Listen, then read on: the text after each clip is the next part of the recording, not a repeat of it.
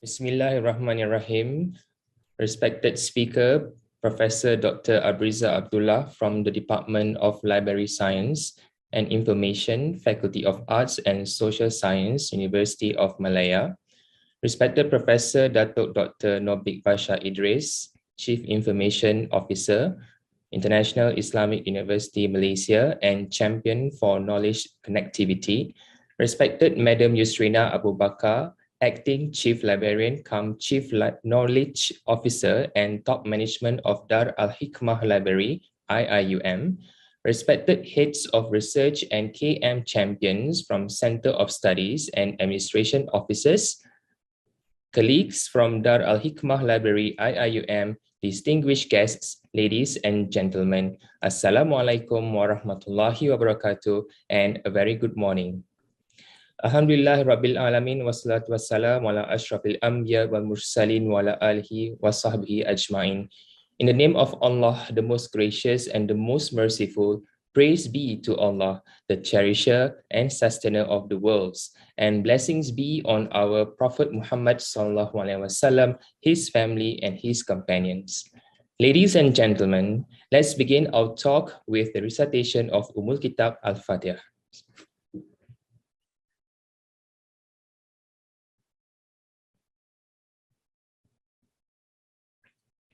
Amin ya Rabbal Alamin. First, let me introduce myself. My name is Ahmad Ashaari Alias, Special Officer to the CIO IIUM. I will be moderating this session today. On behalf of Dar Al-Hikmah Library, we wish to extend our warm welcome and thank you to our speaker, to Prof. Dato CIO and all participants to today's event entitled Knowledge Management Normalizing Open Science. In brief, knowledge management is to provide the right information to the right people at the right time, as well as enabling capturing, sharing, use, and reuse of useful knowledge. On the other hand, open science is recognized as the initiative of sharing the scientific research, which includes publications, data, physical samples, and software, and making them transparent to society, amateur or professional, so that it can be accessible by all levels through collaborative networks. Hence, to connect these two vital elements of knowledge, Dar Al-Hikmah Library aspires to organize this talk on knowledge management and open science as part of knowledge sharing activities for IIUM. Even though we are conducting today's event online, hopefully, all of us will be able to reap as many fruitful ideas, benefits, and experience towards effective management of the knowledge and open science in our organization. Ladies and gentlemen, to start the event, let me introduce our Chief Information Officer, IIUM, who will be delivering the opening remark today. Dato Dr. Norbik Bashah Idris is a professor at Kuliah of ICT in IIUM and is currently the CIO or Chief Information Officer. He started his academic career in 1983 and has been attributed as one of the early pioneers of cybersecurity in Malaysia. Throughout his career, he has been a member of professional cybersecurity bodies locally and internationally. As a practitioner, Professor Norbik carries CISSP and CISM professional certifications from ISC2 and ISACA respectively, with the latest being a certified blockchain developer from the Blockchain Council USA. Prof. Norbik has been keynote speaker, visiting professor, corporate figure, consultant, and advisor to various organizations and governments, both in Malaysia and international. He was a nominee for 2007 Ernst & Young Best IT Entrepreneur, twice recipient of Distinguished ISC2 Award winner for Asia Pacific, IDG Distinguished Chief Security Officer for the Asia Pacific, winner of at least 7 gold medals of cybersecurity products and services, and holder of a few patents. Prof. Norbik's latest interest is in applying cybersecurity and blockchain technologies to innovate products and services in the hope of contributing to the Maqasid Sharia. Without further ado, I now have the distinct pleasure to respectfully invite Prof. Dato Dr. Norbik Bashah Idris to deliver his opening remark. Please welcome, Prof. Thank you very much, Brother Ashaari. Bismillah ar-Rahman ar-Rahim. Alhamdulillah Rabbil Alameen. والصلاة والسلام على أشرف الأنبياء والمرسلين سيدنا محمد وعلى آله وصحبه أجمعين. سبحانك لا علم لنا إلا ما علمتنا إنك أنت العليم الحكيم وأنت علام الغيوب ولا حول ولا قوة إلا بالله. First and foremost, we thank Allah subhanahu wa ta'ala for giving us this opportunity to have this event today. And of course, I really would like to welcome Prof. Abrizah from UM. I guess she is the most authoritative to talk about the subject that we are going to be discussing today. Thank you very much, Prof, for stealing some of your precious times to be with us in the event today.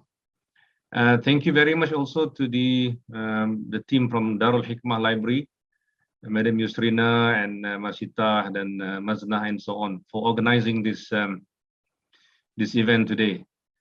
Also the knowledge champions in the university, the head of research, rakan-rakan from IIUM and all the other universities joining us through Zoom as well as the YouTube channel. Welcome, and inshallah we should benefit from the event today. As the welcoming remark, I just would like to share that knowledge management is definitely, and it is one of the main agendas, one of the initiatives of IIUM. Being a university, knowledge is what we live with. We breathe knowledge, we produce knowledge, we share knowledge, and so on. So managing such knowledge, I guess storing it, keeping it, sharing it, and using it to innovate and create new knowledge is something that the university is a place to be in. So knowledge management is definitely one of the main agendas in this university. And I guess coupling that today with this issue of open science is something that I really look forward to hear from Prof. Abrizah. Maknanya open science ni, as much as I understand, is making knowledge very open, innovating new knowledge, creating research and sharing the research results and through collaboration and so on. But I am also coming from the cybersecurity perspective. It also rings in me that knowledge is as well and senjata, it is a weapon. So we don't easily share a weapon with anybody else. So from the perspective that I am coming from, I really am looking forward to see how we can jive and balance these two, I guess, extremities. On the one hand, yes, knowledge is benda yang kita should share. Sharing knowledge is one of the sadaqatun jariyah. Knowledge that we share will even bring us rewards even when we are no longer around in this world. So sharing knowledge is something that is really encouraged by Islam dan sebagainya. But at the same time, we need to, I guess, match and synchronize it with, like I said, the expectation of keeping it as a very useful weapon of strength and so on. I am new to this aspect of open science and how we can synchronize it. But inshallah, from that perspective, we are really looking forward to hear from Prof. Abrizah today. So on that note, I want to keep it very short. Can't wait to hear what Prof. Abrizah is going to present, inshallah. And with that, I really welcome everyone who is here. And also I welcome participation from everyone through the channels, through the chat dan sebagainya. Wabillahi taufiq wal hidayah. Wassalamualaikum warahmatullahi wabarakatuh.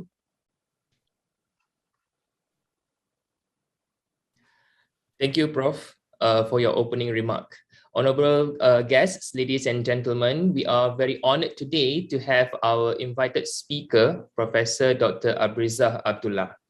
Abrizah Abdullah is a professor at the Department of Library and Information Science, University of Malaya, and currently the Dean of the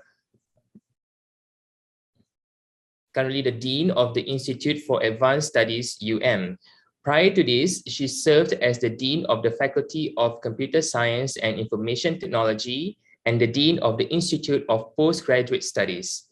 She is a Senior Academic Associate at Cyber Research Limited, UK, and is currently involved in an international research funded by the Alfred Sloan Foundation that investigates the scholarly communication behaviors of early career researchers involving 8 countries. Professor Abrizah is the Chief Editor of the Malaysian Journal of Library and Information Science, which is indexed in both Web of Science and Scopus. She is currently a member of the Malaysian Open Science Alliance under the Academy of Sciences Malaysia, chairing the Working Group of Capacity Building and Awareness, member of the Steering Committee for the International Science Council Project on the Future of Scientific Publishing, and newly appointed as the Stakeholder Committee for the Directory of Open Access Books. And now presenting to you, ladies and gentlemen, the best resource person and towering figure in the open science field in Malaysia, Professor Dr. Abrizah Abdullah, to deliver her talk. Over to you, Prof.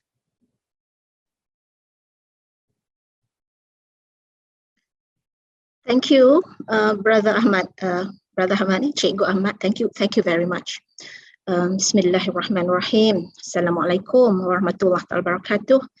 Very good morning. I wish to my sahabat-sahabat at IIUM. Thank you very much, Prof. Dato CIO of IIUM, Prof. Dr. Norbik Bashah. This is the first time, that we meet, I believe. Dato Norbik, I was the Dean of the Faculty of Computer Science, Information Technology, UM, for 2 years. Being there and now moving to the Faculty of Arts and Social Science, we still hear about you, Prof. Norbik, championing the blockchain, blockchain research, and also various innovation at the national level. It is really an honor for me, to meet you online, and hope that we can also meet, inshallah lah, in future initiative. For example, in the case of IIUM, if there are small initiatives, for example, that you would like to further or strengthen the open science practices among your researchers, and also among the knowledge gatekeepers, the librarians, at your university. I would like to wish Assalamualaikum to my colleagues at IIUM. I can see familiar names, listed. Puan Yusrina Abu Bakar, and also sahabat-sahabat at IIUM, and also from the faculties, I can see names that that are very, very familiar, and some of them we have been communicating and sharing about open science. Okay, in the context of this talk, connecting, I would say connecting knowledge management and also normalizing open science. This is something that is new actually to me. It is new. In my previous talk or awareness program that I have conducted in my capacity as the chairperson of the working group under MOSP, awareness and capacity building, I have been talking about how to practice among researchers, what are the roles and the competencies of librarians needed, to practice open science, and also, in terms of sensitive issues in relation to assessment in the context of open science practices, whether there is a need or perhaps there is a possibility that we can sort of consider openness and transparency practices in the assessment of our researchers, in coming up with guidelines for open science. But this, in putting a knowledge management in the context of open science, is something that is new, and it is very, very, I would say I'm very, very grateful to IIUM because triggering this, in the context of putting this particular talk, focusing or perhaps relating it, or as what is being put forward by IIUM, when we understand what is open science, there is a very, very big possibility that we can leverage KM in the process. All right, but it's just a matter of understanding what it is and how best that we can further force KM in relation to making our research output open. Okay. All right. Okay, so the purpose of this particular talk is basically, this is what I foresee, this is why I envisage that this talk is going to suggest that, okay, what I'm going to share with you is basically, I would like to suggest that research organizations, we are talking about research performing organizations, okay? When we talk about RPO, it is an organization with abundant, talented, highly educated, very skilled researchers, skilled manpower, and also, given or coupled with natural resources endowment, especially in terms of funding, okay, and the resources that are need to actually, to conduct the research, all right? So RPO like this can actually leverage knowledge management as a core competency to normalize open science. So this is what we are going to focus on.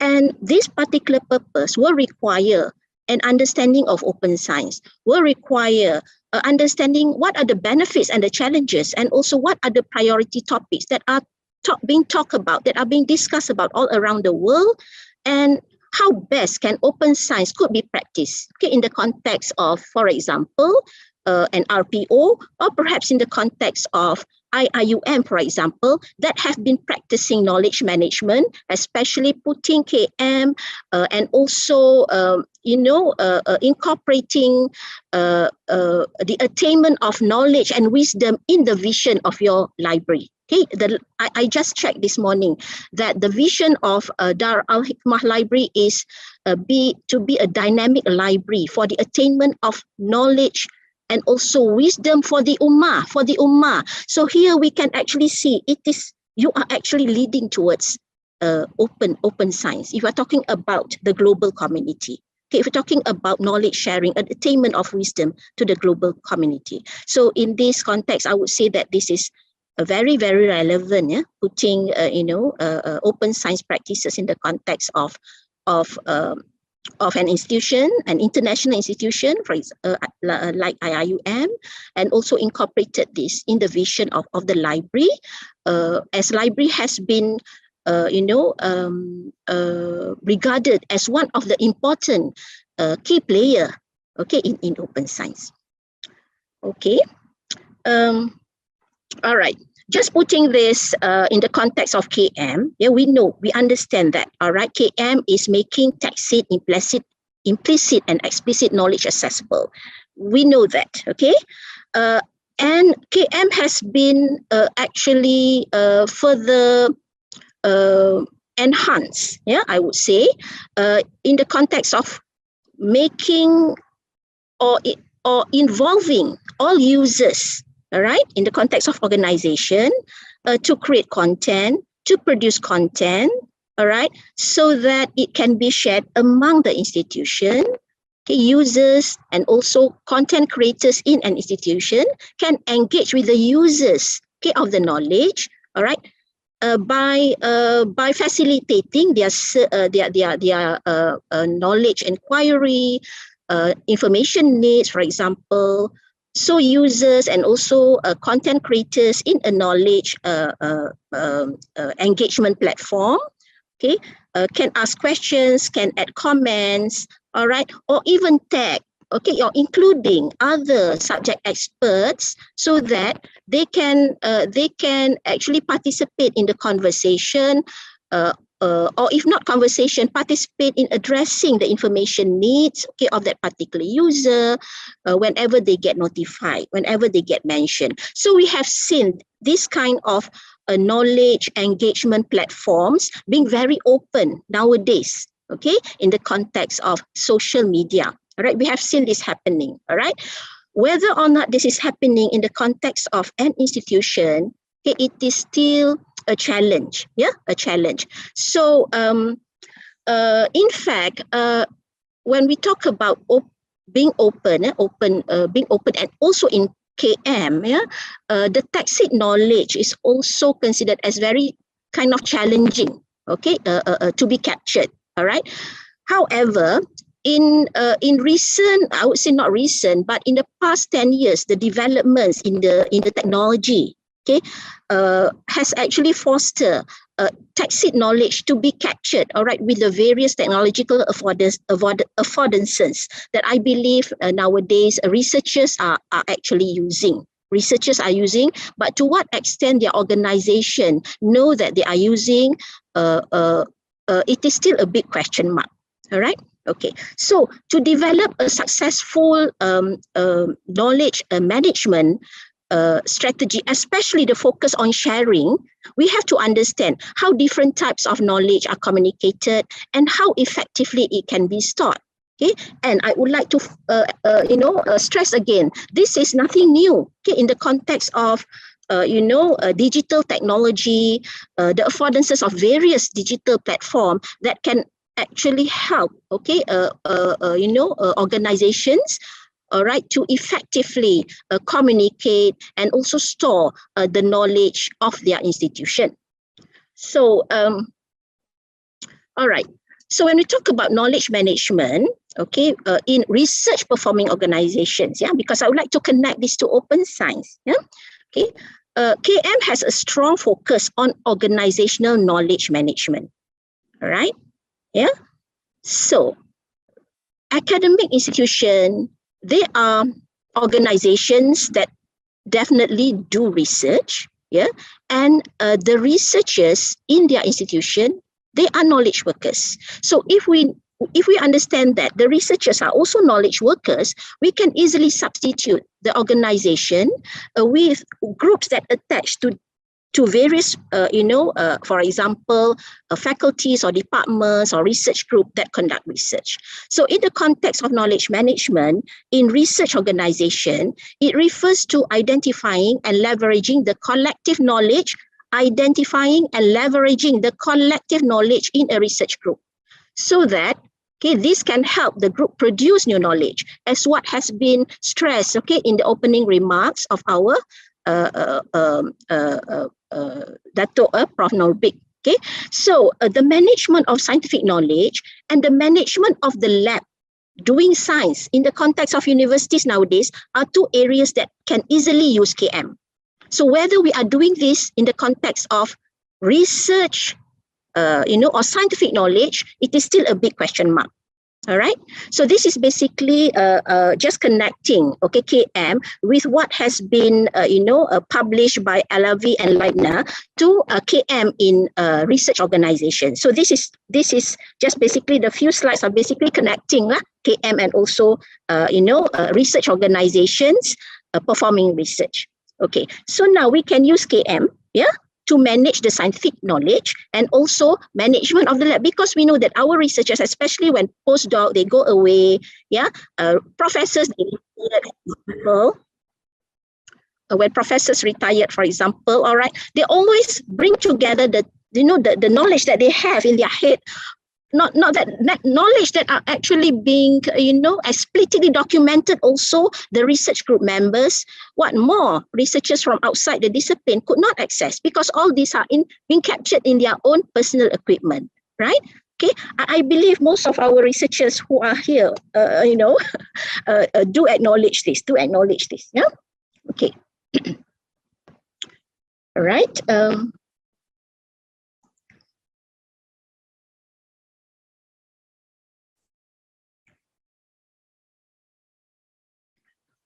Okay, so in this context, I put forward the idea that KM ties to doing science. Okay, when I talk about knowledge management in terms of scientific knowledge, right, and also managing research group, it is all about doing science. Okay, so the aim of KM in organization are actually very much aligned with the aim of KM in doing science, because in KM we make knowledge visible. Yeah, I'm not a KM person. This is what I've been reading for the past 1 week. All right. In KM, we want to make knowledge visible. In KM, we make sharing, knowledge sharing intensive culture. All right. In KM also we build the infrastructure. So this is also happening in science. And this is very much being stressed, okay, nowadays, that we want to make this is a call, okay, a call from the global scientific community.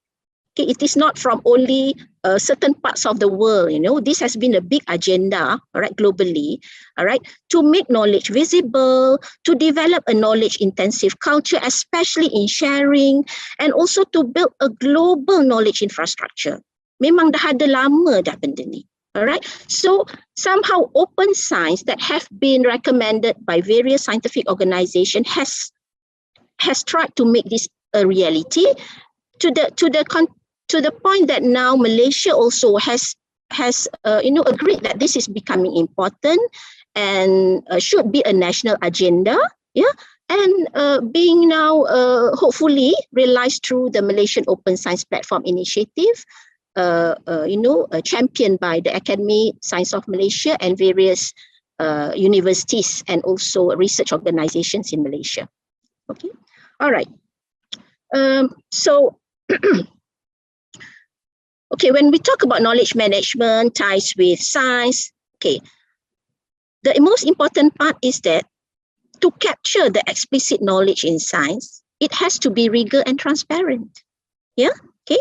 So the production of knowledge in science is actually not different from the production of knowledge generally. Yeah, okay. It is only different in rigor. All right. So this is the difference. All right. Production of general knowledge. The difference is that production of general knowledge that is different from the production of scientific knowledge is that production of scientific knowledge needs to be rigor. And that rigor depends on a transparent science. So this is what open science would like to, advocate, that transparency is made possible. Transparency is made possible.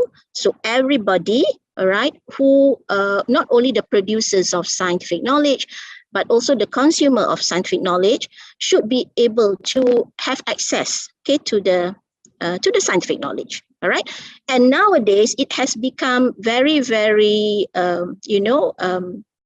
it has become a reality because of the technology, because of the technological affordances, and because there are various infrastructure and platforms that can actually document the production of scientific knowledge. This is nothing new, because this has been actually initiated by various libraries in Malaysia, including IIUM. All right. So now connecting KM and also, scientific knowledge and the researchers, okay, who are actually the knowledge workers. So in universities, researchers are the knowledge workers. We understand that, all right?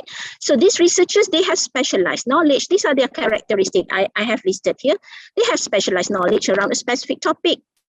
Okay, they have the ability to find and access new information. And they have the ability, and also these are the things that they do. They do research, they analyze and utilize new information. They also communicate, okay, with other researchers and also with other stakeholders, for example, all right? They share knowledge with others.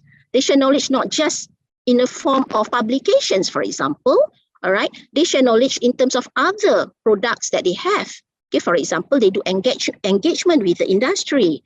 Okay, they do engagement with the policymakers. All right. So in the end, okay, how they develop as a knowledge workers, all right, as something that is tangible in them, is that they have a mindset that drives growth and innovation. Again, that has been actually, demonstrated by Prof. Norbik. Prof. Norbik, yeah. Okay. So scientists, they actually work in ways that are comparable to other knowledge workers. So they are the knowledge workers, of course, in a research performing organization. Okay, as knowledge workers, all right, they actually follow various workflows, scientific workflows in their own research discipline.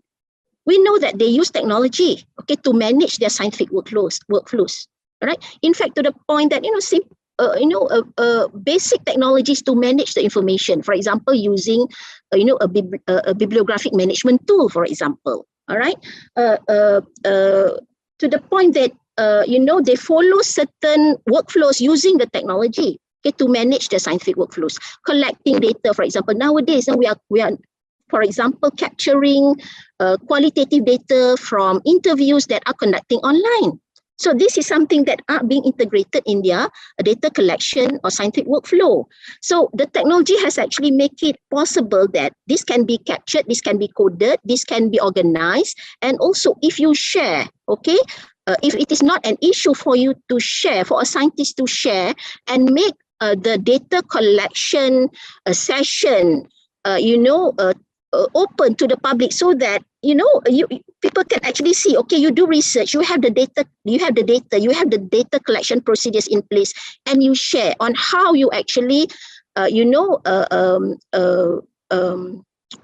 the data in the forms of interviewing CEOs, for example. All right, I'm just giving an example because we don't see this.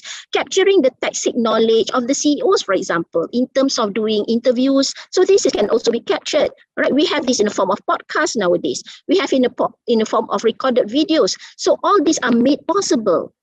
Okay, and a matter of making it transparent to the point that whatever you have to any users that you might want to learn or might want to get access to the information. Okay. So these researchers also, they use various repositories. They use knowledge repositories, I would say. We are very, very familiar with paper repository, preprint repository. Researchers also share their data in data repository nowadays. Modern researchers also share whatever codes that they have, code book, for example, their own journals, for example, if they collect, qualitative data, all right, in various repositories. So there are platforms that actually can capture all these kind of, documents, all right? To the point that nowadays researchers, especially modern researchers, okay, they use social media. They use the various, collaborative platform, for example, to communicate and share information about their research, okay? And all these tacit knowledge actually that come from them, all right, are able to be communicated. And because we understand that, you can only write, you cannot tell all, you see, but having all these, opportunities and platforms to communicate your research transparently is now becoming the norm. Yeah, it's now becoming the norm among modern researchers. I would say the younger researchers, they are actually practicing this. All right. Okay, so there are various scholarly knowledge management systems that are available now. Okay, the various technology that we have that are open, okay, nowadays can be used, okay, by researchers, okay, and can be captured, can be organized by information professionals, for example, in the context of universities, by librarians. All right. Okay.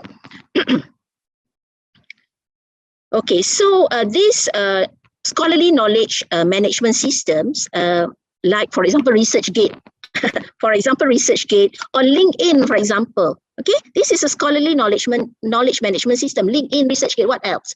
Academia.edu, to the point that we have kudos. There are so many. Slack, for example. All right, they are actually not labeled as KM system, but they could be a KM system because they work the same way.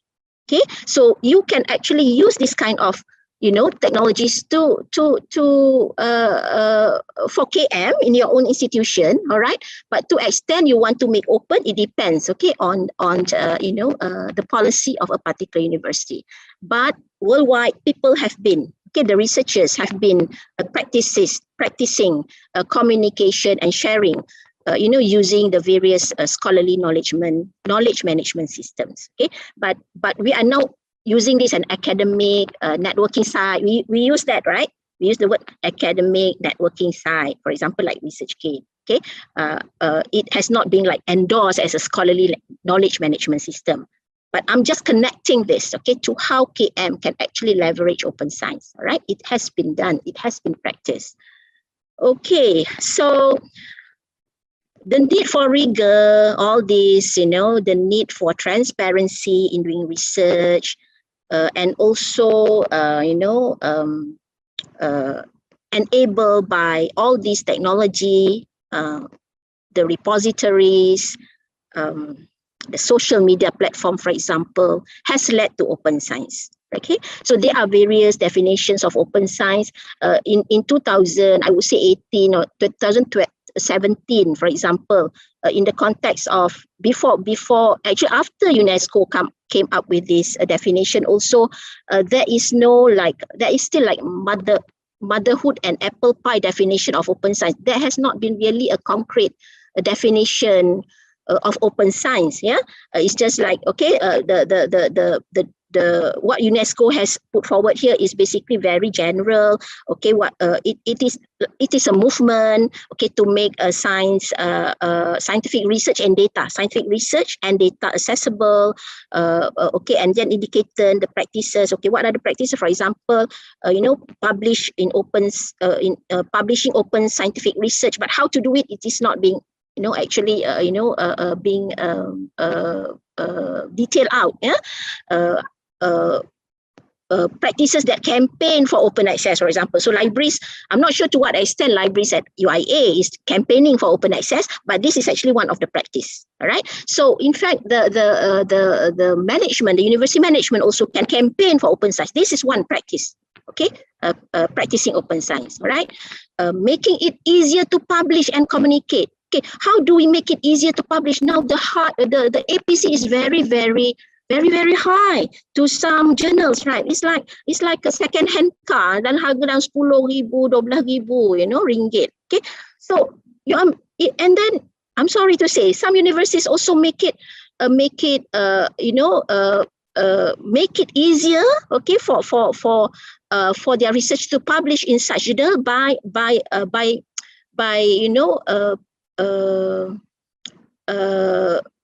actually giving some sort of incentive, yeah, or maybe bear the cost of APC, for example, bear the cost of APC. However, it is only applicable to certain journals, for example. All right, applicable to certain journals. So is it making it easier to publish, for example? Is it making it easier to communicate scientific knowledge? So this is something that need to be further discussed actually on how do we interpret to make it easier to publish, okay, and make it easier to communicate scientific knowledge. Make it easier to publish and communicate can be in a form of informal communication channels. You see, so these are basically what UNESCO has actually recommended. Yeah, okay, but the gist is that it should make science more transparent. It should be make science more accessible during the research process. All right. So this also to the extent of capturing whatever the scientists have produced in their labs, for example, their lab book, the technical report, for example. All right. Whatever perhaps they have developed some codes and also software, okay, to manage their research, for example. If there is a possibility to capture all this, okay, in the context of making research more transparent, that would be very, very encouraging. All right, so now we move to understanding open science. So nowadays there are various documents and reports that we can read, okay, in order for us to understand what is actually open science, to the point that scientific organizations such as the International Science Council and various Academy of Sciences in various countries, even the Malaysian Open Science platform also has produced some reports and also guidelines, okay, on how open science can be implemented. Okay, so basically, when we talk about open science, all right, it is not just related to scientists, okay, or the sciences, all right. It involves all discipline. So science here actually relates to ilmu lah. Science here is ilmu, knowledge. Okay, science is actually knowledge. So it is basically open knowledge, or it started with this particular name, open scholarship. It all started with open scholarship, but the word open science sort of has been endorsed, okay, by the research community in the more developed country, for example, like UK, and make it as part of their agenda. Okay, So, so among the librarians here, when we talk about open science, you can also use it as a preferred term lah. Okay, and the not used term is like open scholarship or open knowledge. I believe my librarian colleague, they understand what I meant. All right. So open science actually, what trigger it? What trigger is basically the failure to replicate previous research. So this is actually happening. Okay. That's lead to various research publications nowadays being retracted, right? Because people refer to their papers, people refer to their method section, for example, and when scientists want to replicate, the findings, okay, they could not produce the same result, for example, all right? So to the point that leading to a lot of publications being retracted. So that's actually the issue. Okay, that is actually the issue. And open science has been a priority by many countries. In Malaysia, it is now becoming a national agenda.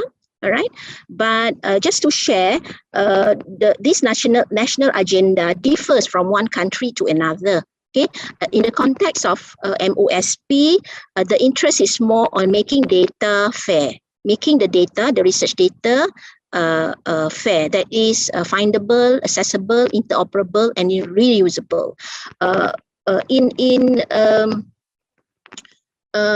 In the United States, for example, United States not so, but it is like a global movement where San Francisco Declaration of Research Assessment has actually highlighted that openness and transparency needs to be incorporated as part of assessing researchers.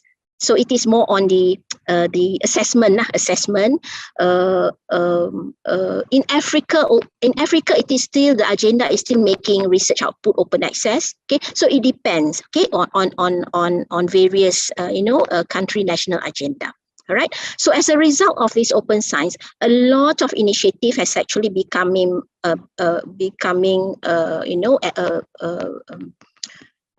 visible. Okay, open access, data repositories.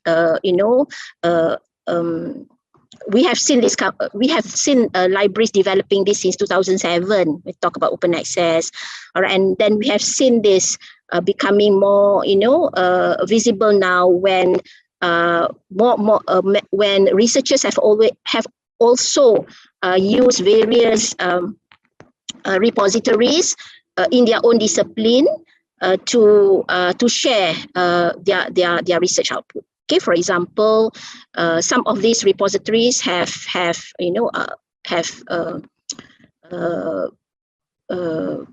names. Okay, names very, very popular, very reputable. For example, among the physicists competing people, archive.org, for example, bioarchive, chem archive, repack, for example, economics, and also some of these repositories have been accepted, okay, as the national output of a particular region. For example, CELO in Latin America, in China, the CNKI, for example, to the fact that even our libraries also are actually cataloging or putting CNKI in our library portal. All right. Okay, so this particular open science practices, the various platforms have actually achieved global impact, and they are embraced by researchers, mainly the academics. When I talk about academics also, I would say in context of Malaysia, the health sciences, medical sciences, people in biology, they are actually people doing SDG research, for example, they are mainly, have actually practicing this, all right? Okay, so this is nothing new actually among our researchers, but to what extent do our institution open up the record of science of their institution? So this is now what we can see, and putting this in the context of KM. All right. So, okay, open science, it is openness to science. Okay, this is the definition by OECD that focus on breaking barriers that prevent the free flow of knowledge. All right. Okay, so in context of MOSP, okay, this has also been published, like what you have viewed just now, published by Free Malaysia Today, is good. Like Free Malaysia Today, very interested to publish what we talk about open science, and FMT has actually helped, not really helped, but producing the Malay version, okay, of their of the write-up. They have actually defined what is open science, and given it a Malay name, that is Sains Terbuka. Okay, so at least we have that documentation from Malaysia that open science has its own takrifan, that is amalan untuk meruntuhkan halangan yang membendung aliran bebas ilmu dalam kalangan para penyelidik. Okay, so this is something that we are going to, hopefully,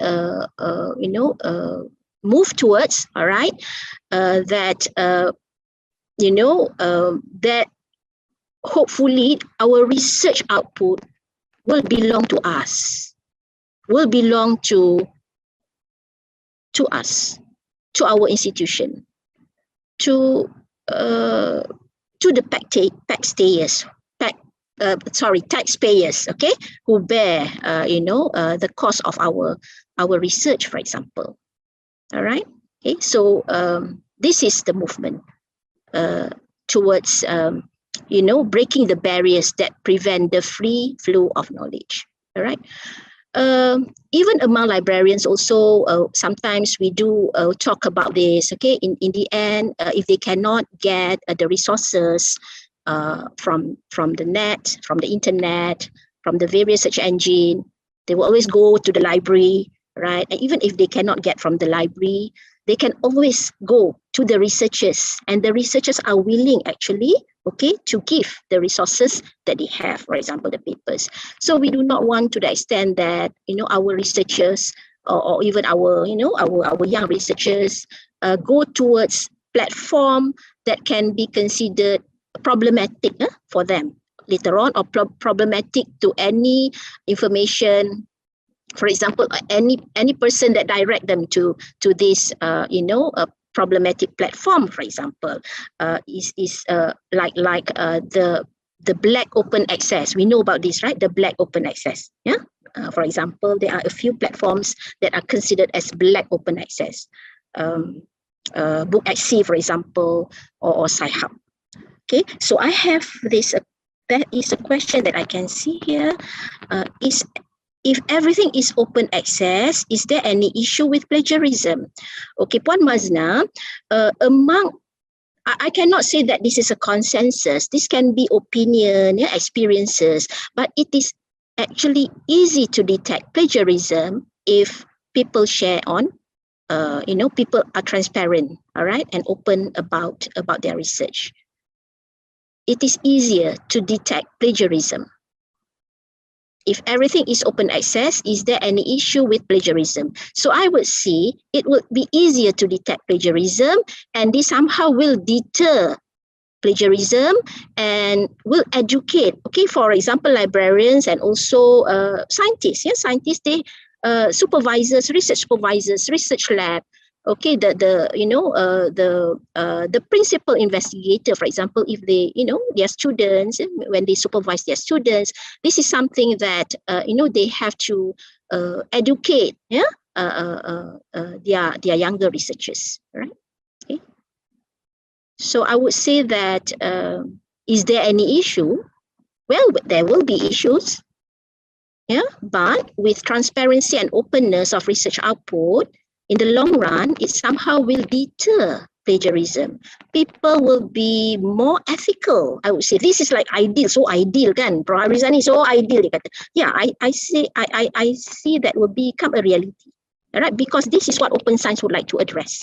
Okay, reproducibility to the point that it can, it may lead to, making researchers more, not making researchers more ethical, but somehow will inculcate ethics and integrity, will further strengthen the ethics and integrity among researchers or when they do research. So this is what I see, Puan Mazna, yeah? Okay. All right, so, okay, I do not have that much time actually then. Okay, so this is another context, okay, of open science. When we talk about open science, okay, some people say open science has various, it is an umbrella for various initiatives, okay? But we talk about open science, it's always related to sharing data as well. So open science is, in the context of open data, it is about fair data. So this is what the research community, in fact, MOSP has actually advocated, that okay, the data should be as open as possible and as close as necessary. Jadi Prof Norbik tak payah risau. Okay, whenever your data, you feel that your data, okay, has some, issues in terms of sharing, all right, for example, it's confidential, okay, in terms of privacy, for example, if you share, it will somehow threaten, okay, certain, the security keselamatan negara, for example, all right, or the research area, for example, all right, perhaps if there is a risk, okay, in you sharing the data, for example, yes, you can make it close. Yeah. However, it is a good practice for us to indicate the data availability. Okay. So, yeah. So if you have done the research and then you cannot share the data, so that definitely the librarian, if they help you, okay, to capture all this data, all right, in a data repository, they have to create a statement, a metadata element in terms of data availability. Okay, so this is the mantra that we, that the open science, I would say, thought leaders and practitioners, say, because of course we want to encourage people to share data. Yeah. So anyhow, there are various issues, concerns about sharing. So this is what, all right, that has been advocated. Okay, fair data, right, findable, accessible, interoperable, and reusable. Okay, open in order to foster the reusability and to accelerate research. Okay, but they should be close to safeguard the privacy of the subject, the privacy of the, of the research group itself. Yeah. Okay. So none of these principles necessitate data being open for free. All right. So open data is not about, all right, freely data that is free of, whatsoever. All right. Okay. So this is about being transparent, being open about your research. So if the data is not available, data availability statement will be very, very encouraging. All right. So people know that there is data available, but somehow the data is confidential, and perhaps contact person and all that, or maybe not contact person because the research group, for example, okay, will be described in the record of science of that particular project, for example. Okay. All right, benefits and challenges. I have talked about it quite a lot, quite often. Okay, but basically, researchers in general, all right, this is what we capture, okay, in the stakeholder meeting, and also I have also done, a prelim study on the readiness of scientists to embrace open science. Actually, researchers, they want open science because they want to be more visible. They practice open science. Those who are practicing, those who knows about open science, they feel that open science can actually lead to them achieving global impact. They will be known. Okay, so it is more about reputation. They will have global visibility. Okay, for example, in terms of not being able to replicate previous studies. That's why some, people in certain disciplines, they do practice this openness. Okay, and science is all about transparency. That is a core, the core value of science. All right. So when we talk about transparency, it will promote, citizen trust and also participation in science. We can also people from the media, for example, because the information is transparent, they can transparent, and also it is made known to the point that even the public can understand. Yeah. So it is not just about For example, when we talk about your research, you have a research output in the form of paper, for example. All right. So there are actually practices that can help the general public to understand your research, what you wrote in the paper, for example, in the form of having a video abstract. So you can talk about your research in about 3 minutes, for example. People have been doing this on social media, buat TikTok dan sebagainya. So this is something that can actually add value, okay, to promote, the scientists talk about their research to laymen, to the public in layman's term. Media pun senang nak capture, for example, and media can report it well. Okay, so in the end, the problem that it aims to address is actually about the speed. Okay, because we want the speed of the research publishing earlier, for example, without waiting for the paper to actually being published. All right, it can speed up new discoveries. This has actually been demonstrated during the pandemic. Okay, that's why people have been talking about, okay, cepat juga dapat vaksin dan sebagainya, because all these people who are actually doing research, okay, on vaccine, and they do share their information and also the publications that they have, okay, as preprints and on preprint servers. All right, so I have actually incorporated all the benefits of open science. This is from various literature. Yeah, all right, and when we talk about open access, publishing in open access journal, there have been research, banyak dah research kata if you publish open access, if you share, it can actually increase your citations and improve your H index. Actually, these are some of the benefits that open science can offer to scientists, to researchers. All right, okay. All right. Okay, one thing about open science, open science practice, banyak sangat open science practice. Depends on the library, on the scientists, but this is actually what open science thought leaders are promoting.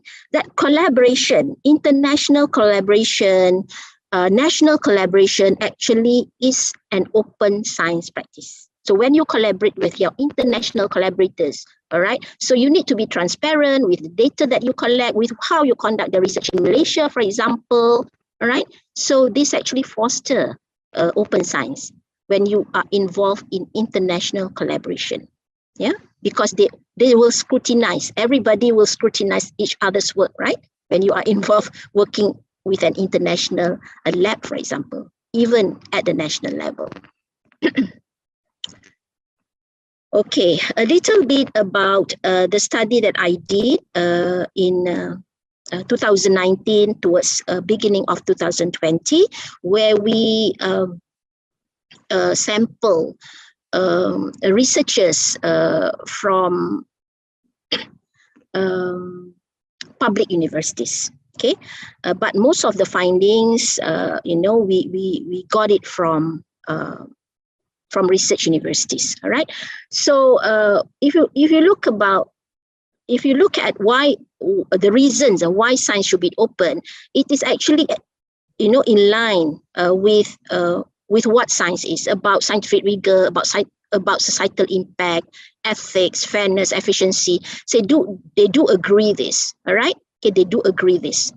But anyhow, it differs actually. All right, there are still researchers that feel that in terms of, let's say, ethics, little or not. I'm not sure the reason why, because this is just a survey. Yeah, we cannot capture the reasons why. All right, but somehow when we talk about reasons why science should not be open, okay, we can actually see the difference. Okay, in terms of the various reason and what is being assessed or gauged as, to a great extent, and somewhat to a great extent, is on the lack of incentives. Okay, so scientists they feel that this is the most important barrier, I would say, among them. Not practicing openness or transparency in communicating their research, because these practices are not being recognized or given merit by their organization. Yeah. Okay. All right.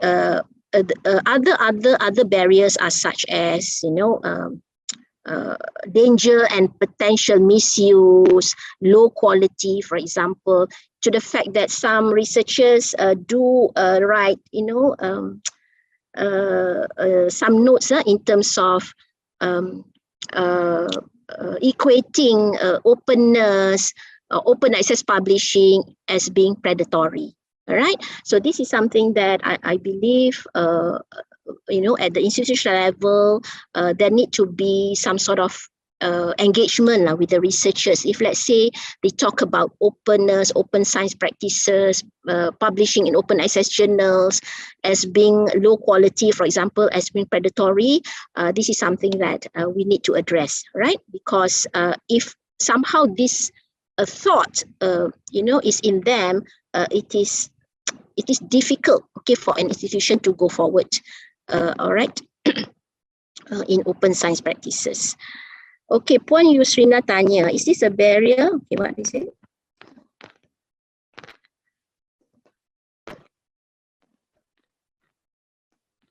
Okay, I found a question on the net. Why engage in open science when structures and personal opportunities for merit and career advancement may reward the traditional way? Itulah dia masalahnya. That's it. Okay, so that's why.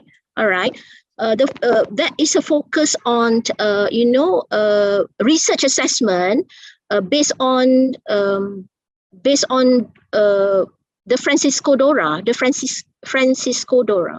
San Francisco Declaration of Research Assessment. So saya percaya ramai yang masih lagi perhaps they are not aware of this, okay, that research assessment, all right, should not be based on research output, publication output. All right, okay, yeah. Opportunities for merit and career advancement reward the traditional. Yeah, that's it. Yeah, that's how we do it now. Okay, it's just basically on a research output that is tangible, that is something that is explicit. Okay, you do not actually merit your researchers based on the tacit, knowledge that they produce. That can be captured lah, maksud saya. Memang ada tacit knowledge, tapi it's in there, but tacit knowledge that can be captured, for example, Puan Yusrina, all right, I would like to suggest this, okay? You might want to consider offering a human library program for your university, all right, where you invite researchers, okay, to talk, or maybe you invite researchers and see who want to borrow these researchers lah. So the researcher can be a book. So who wants to borrow this researcher? Dia buatlah nak borrow researcher ni kan. You make a session for the researcher, for the book, okay, to talk about research, to talk about anything that they have authority in. So for example, if contohnya lah, kalau lah tadi macam cikgu kata, Brother Ahmad kata macam I ni authoritative or whatever about open science. So I can be a book. If I were a book, I can be a book on open science. Maksud saya macam tu lah, tapi bukanlah. Maksudnya saya bukan buku open science, you see. So this is something that perhaps can be done. An initiative like this that can actually relate to, capturing the tacit knowledge, and also this particular human library, okay, can be a resource, okay, for your own collection. But you have to be very selective in identifying who are the, who are these people that are authoritative in their bidang, not only in their research area, but in their own practice, or perhaps in their own, the credibility and the authority of this person. Okay, so you can actually capture that. All right, and give certain merits for this particular human library. This is one example, just one example, right? That has not been done, okay, in the context of academic library in Malaysia. So if there is some information, informal way of communicating that can be given merit, and make it visible, I believe it will definitely foster career advancement. All right. If not in the university, it can be this particular person will be visible to the public. Okay, will be visible to the industry that they serve. All right. It is not just within the university. Maksud saya macam tu lah. All right. Yes, memang betul. This is the issue. If this is the issue, then it is sad lah, because we are communicating, our research, the way we share our research, the way we practice, disseminating is just because of a personal agenda, for example. Okay, or just because we want, because of KPI, for example. Right? Yeah. So hopefully, we have researchers, all right, who believe that their open transparency practices will actually lead to them building, okay, their own reputation ethically, in their own research area.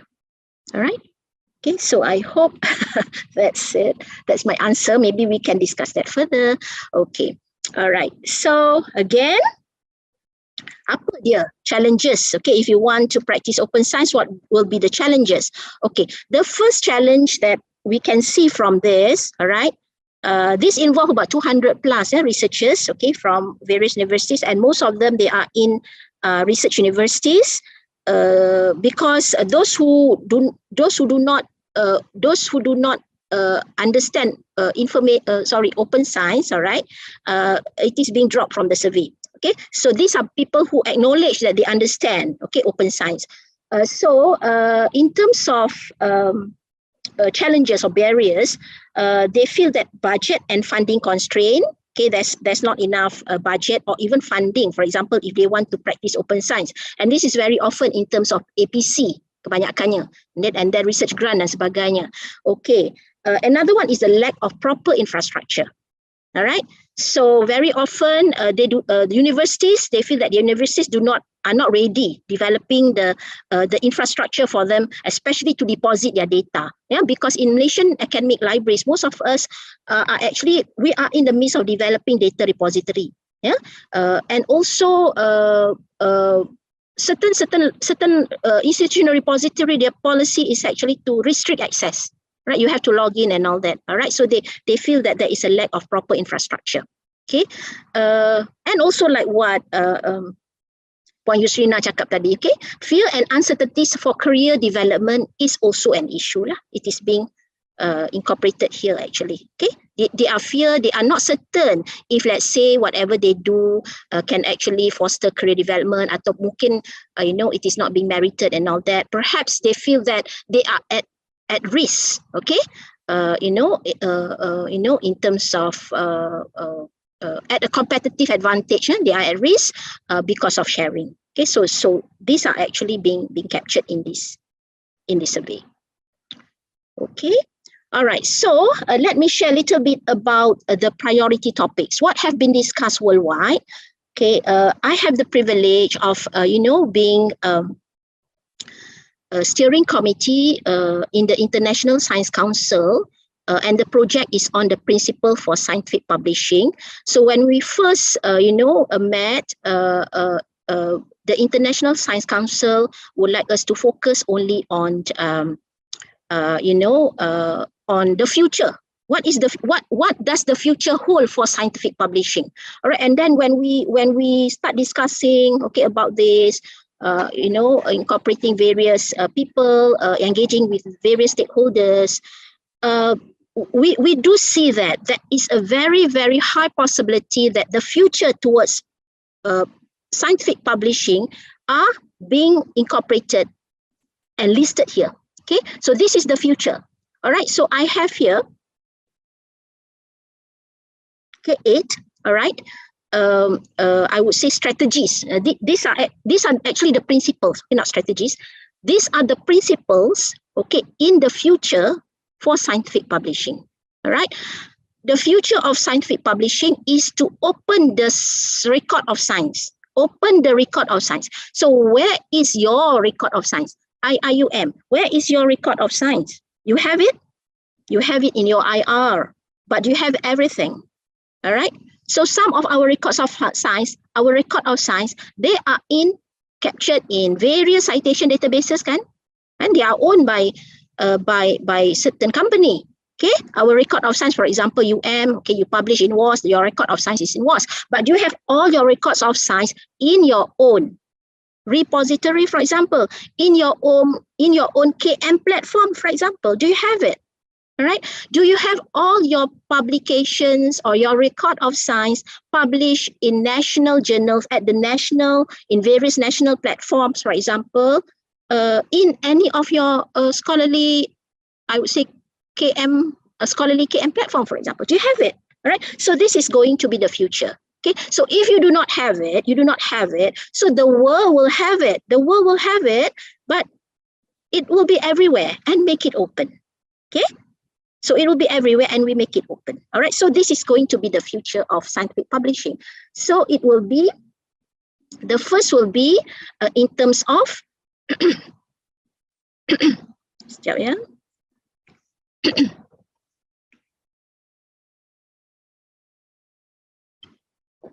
The first will be in the form of affordable, universal, open access. So this is the first principle. Okay, so there should be a universal open access to the record of science. Universal open access. Wow. So where are we going to see this? All right. So hopefully MOSP nanti akan simpan lah, ya, untuk akan capture lah untuk the records of science for Malaysia. For Malaysia. All right. Okay. So there should be a universal open access to the record of science, both for authors and also for the readers, with no barriers, okay, especially, those who, no barriers in terms of the ability to pay, for example, right, in terms of language or geographical, barrier, for example, or even institutional privilege, right, meaning that it will be open. The record of science will be open. The record of science. So the record of published science is an important source of ideas. The record of published science is an important observation. The record of published science is evidence. The record of published science also have data, okay, that can actually give fuel to us, give inspiration to us to do further inquiry.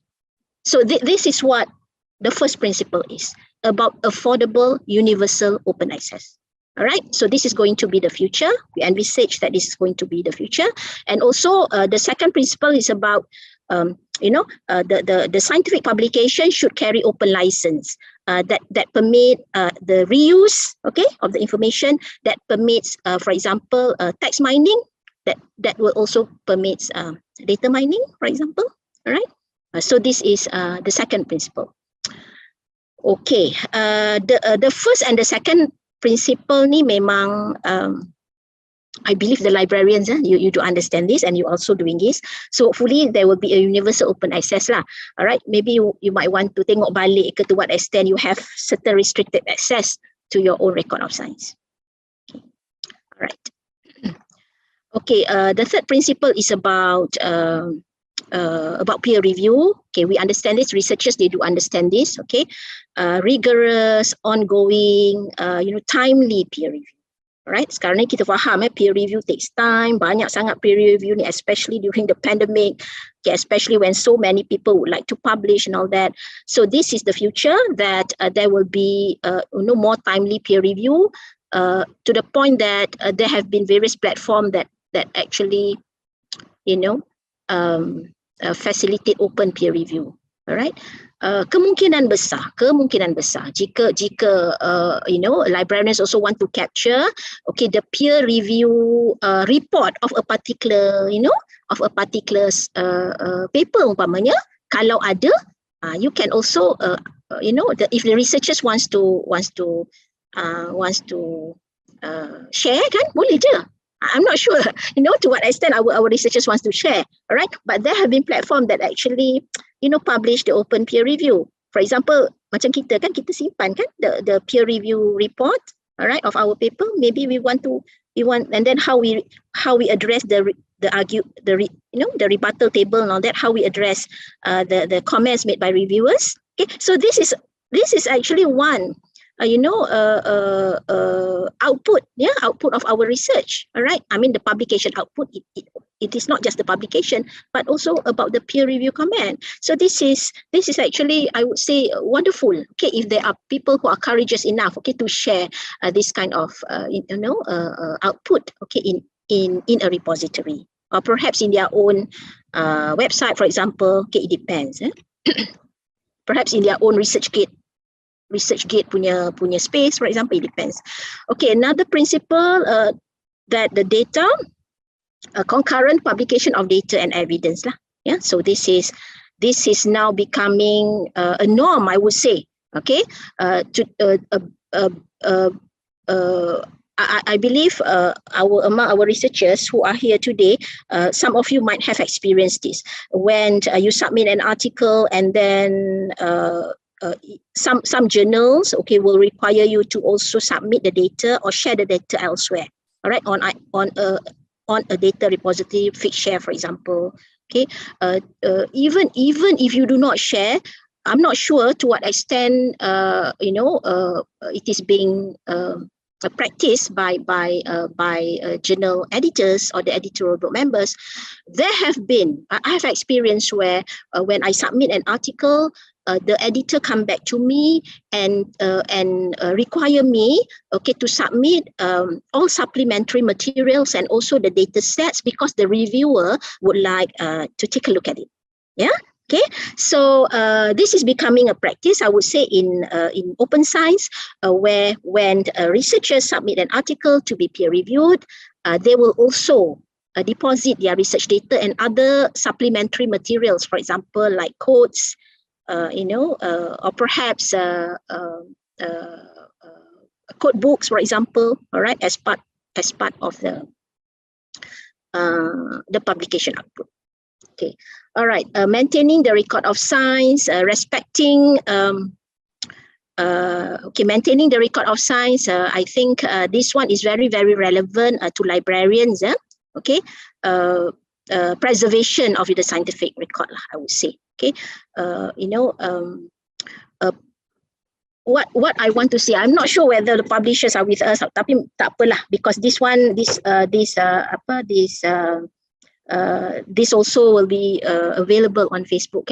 It is like this. Okay, so there must be a coordinated network, I would say, among researchers and also their institutions. Yeah, okay, to preserve the scientific record. Macam saya kata tadi lah, you have your own record of science and you make it open. Okay, all right, and it should be governed by the scientific community. Governed by the scientific community, governed by their institution, and not by commercial entities. So we at the ISC, in this particular steering committee, is looking at this possibility. Because if people are actually accepting this idea, all right, and the scientific community comes together, take care of their journals, the institution, the institutions also, provide a strong support, okay, for scientific community journals. All right, it will be wonderful. Okay, so even at Malaysian level, for example, there will be, I would say, there will be a different a facelift lah to my journal, for example, or even my site. Okay, for those of you who have been using my journal, my site, and publishing in national journals. Okay? And also publishing in regional journals that are affordable, open access but also affordable. All right. Okay. So then the next principle is about respecting the needs of disciplines and regions, adaptability to new opportunities, and accountability to the scientific community. So these are all the principles that are being, emphasized to the point that the policymakers, that institutions are hopefully there will be people who can talk who can talk to the institution and also to policymakers about the need for us, to actually address the issue in making science open and transparent, all right, by looking at other possible ways, okay, to communicate our research output and not just based on the gold standard that is publishing in journals. Okay? Meaning that, the gold standard is the right way, but there are actually other possibilities, okay, that we can go ahead, okay, in making science open. All right. Okay. So the report is available online. Opening the record of science is available online. Hopefully, we can also capture this information, catalog this buku, for example, and then make it as disseminate this, okay, to our research community. All right, it's a very interesting report, published by ISC. Okay, so in this report also there are various ways that ISC suggests for the options for reform. Okay, in terms of normalizing,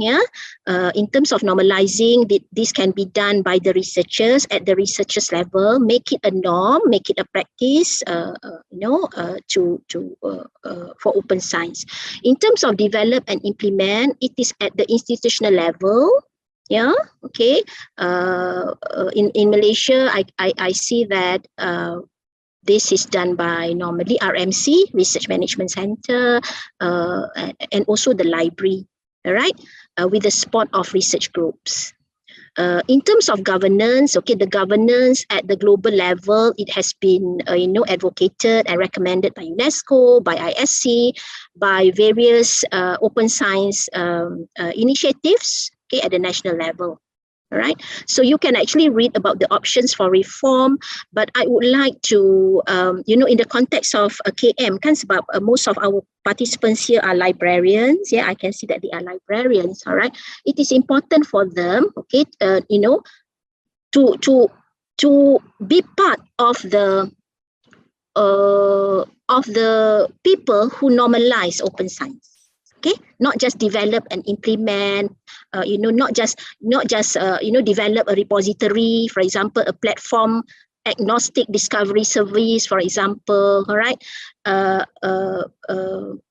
Yang I letakkan bintang-bintang tu, okay, it can be done by the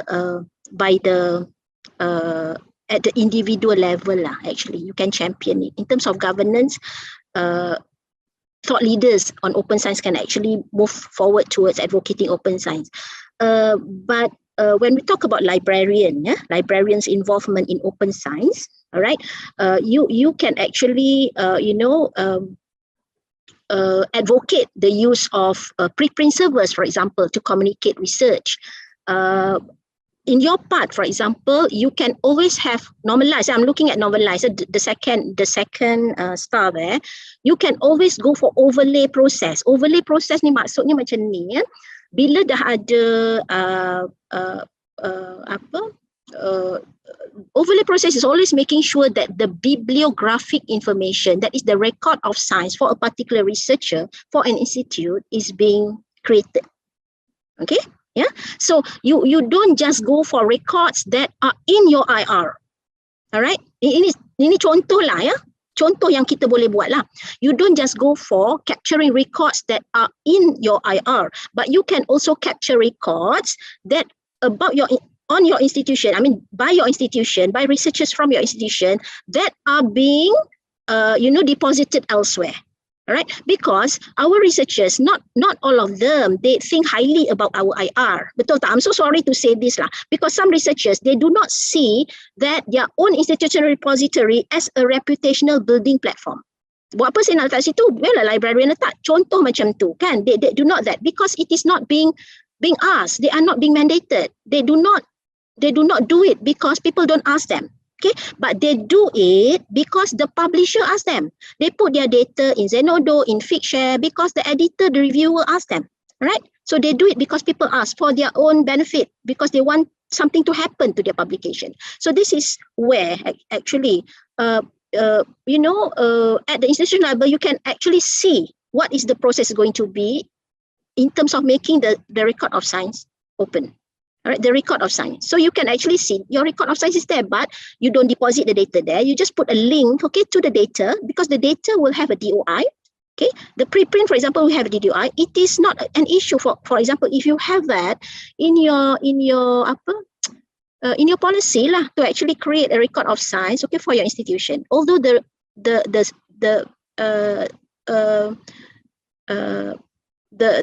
publications or the output is deposited elsewhere. Okay, so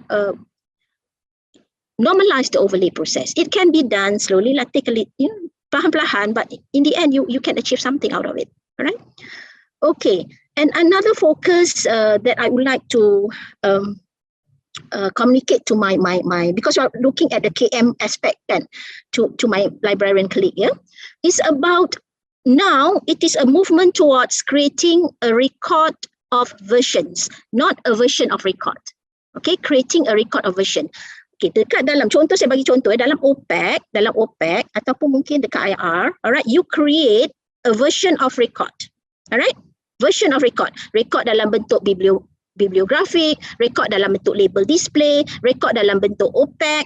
You see? So you are creating a version of record. All right. But in making, in practicing open science, all right, you should go for creating a record of version. Okay. So you have a record. You have a record, and this record is about a paper published in an open access journal, for example, because it is open access. Perhaps you do not want. You might want, it depends on your policy. Perhaps you want to download that paper, okay, and put it in your IR, or maybe you do not want to do that. Okay, just put a link, okay, when people search your library catalog, and then they go for the link, and the link is somewhere else in Nature, for example. All right, in Nature Journal, for example.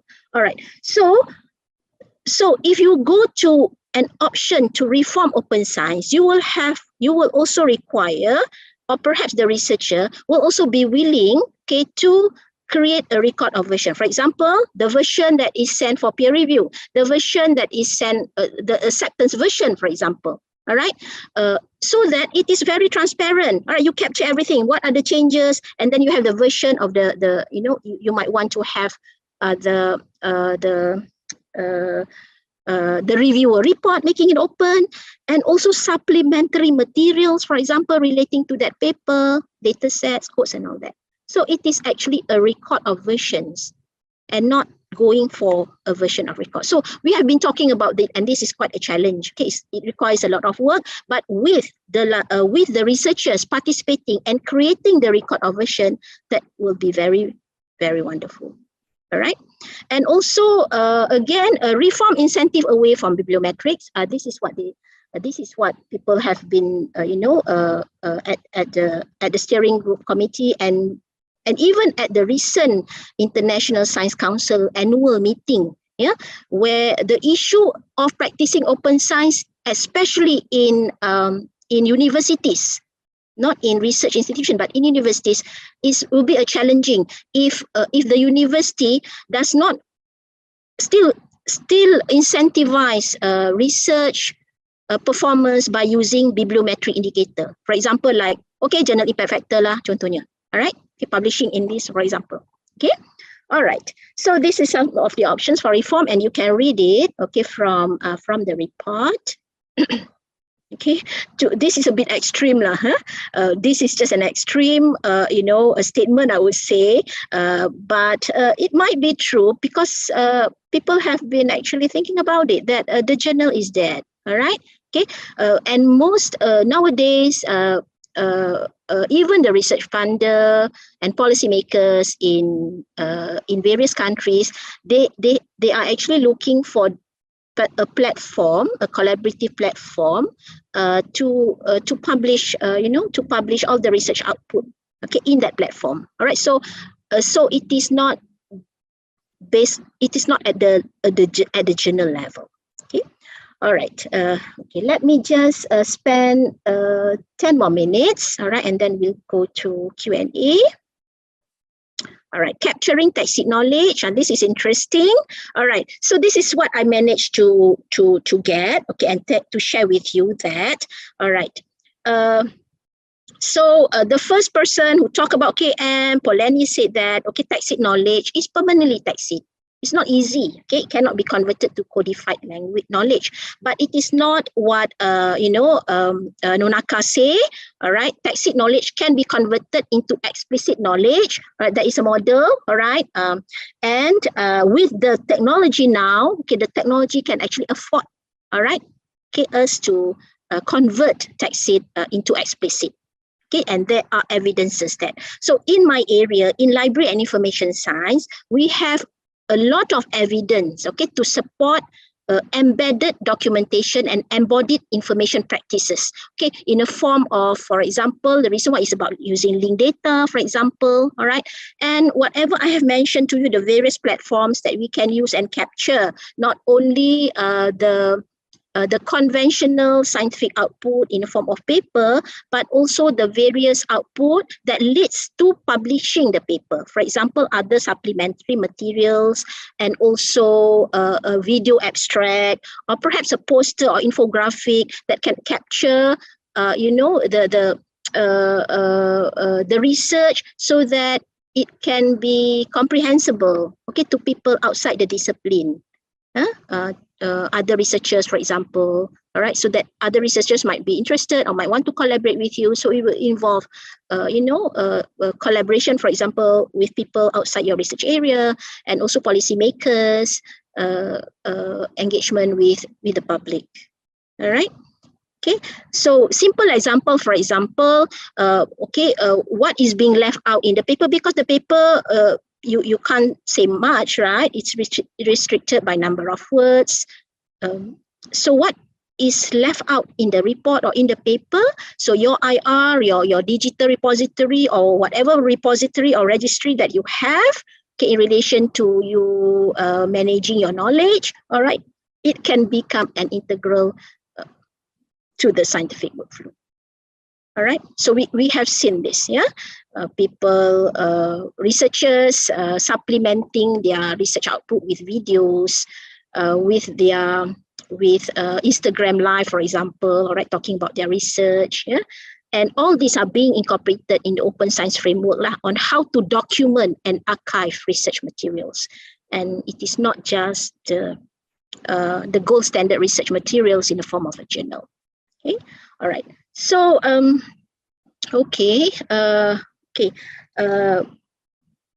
so this is what,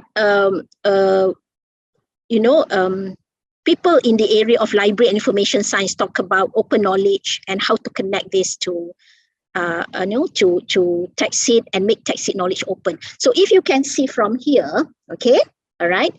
If you can see from here, yeah, if you make tacit knowledge as a personal knowledge, yeah, so it will involve the knowledge being proprietary, meaning that it is only owned by you, it is only owned by your institution. All right, so if you want to make it open, you might want to involve, okay, number 3 there, meaning that there is a platform where you can actually socialize and talk, communicate about the knowledge that you produce. Okay, so that is an open strategy. You make it close, but you make it open through socializing lah. People ask you, okay, you ni macam contohnya macam,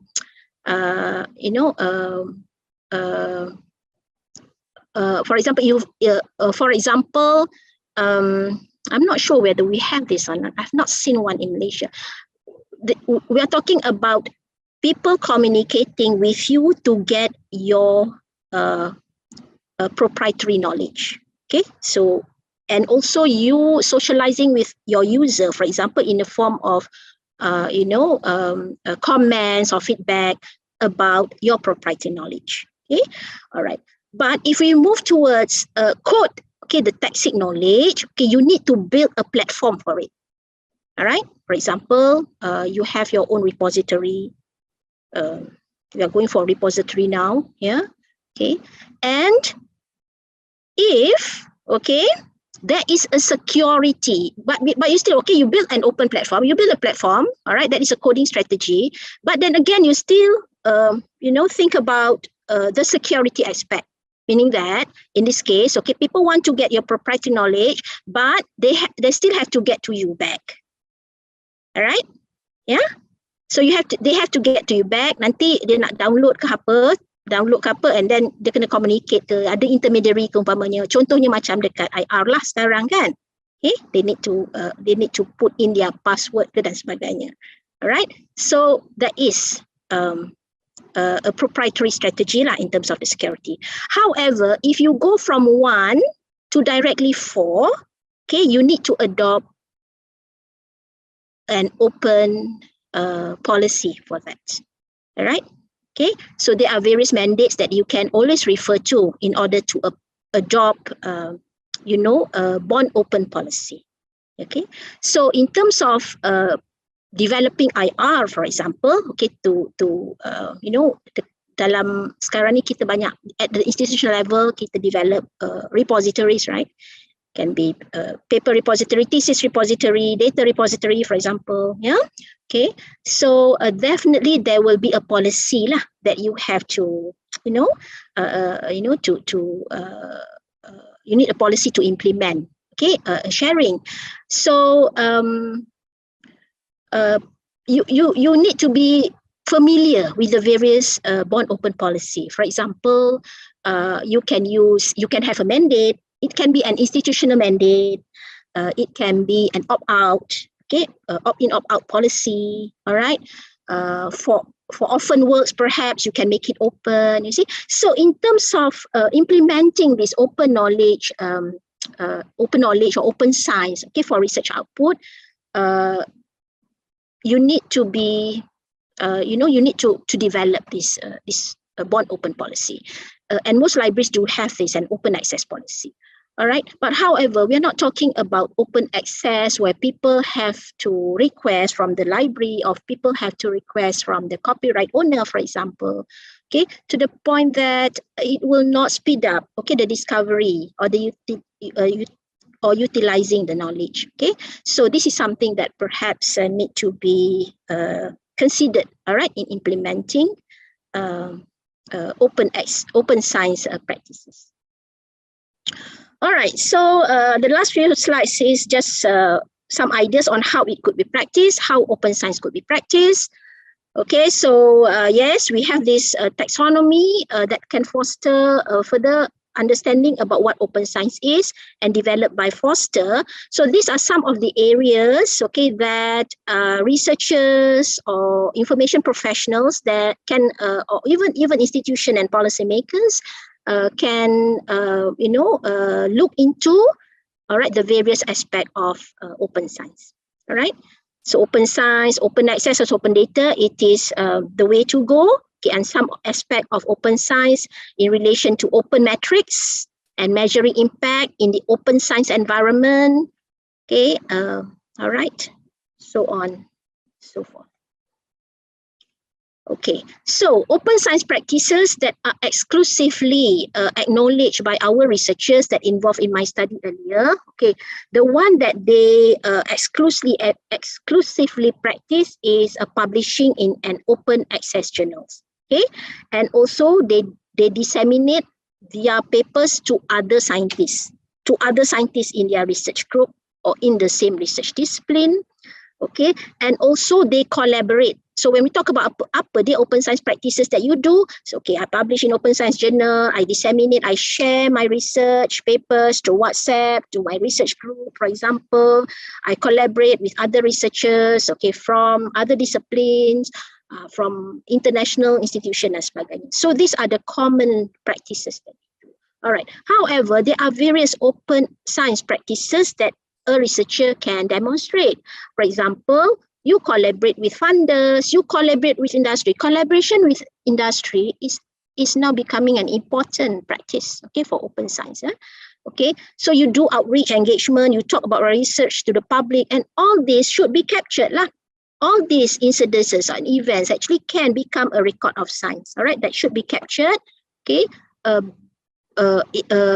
because we are able to use technology nowadays. All right.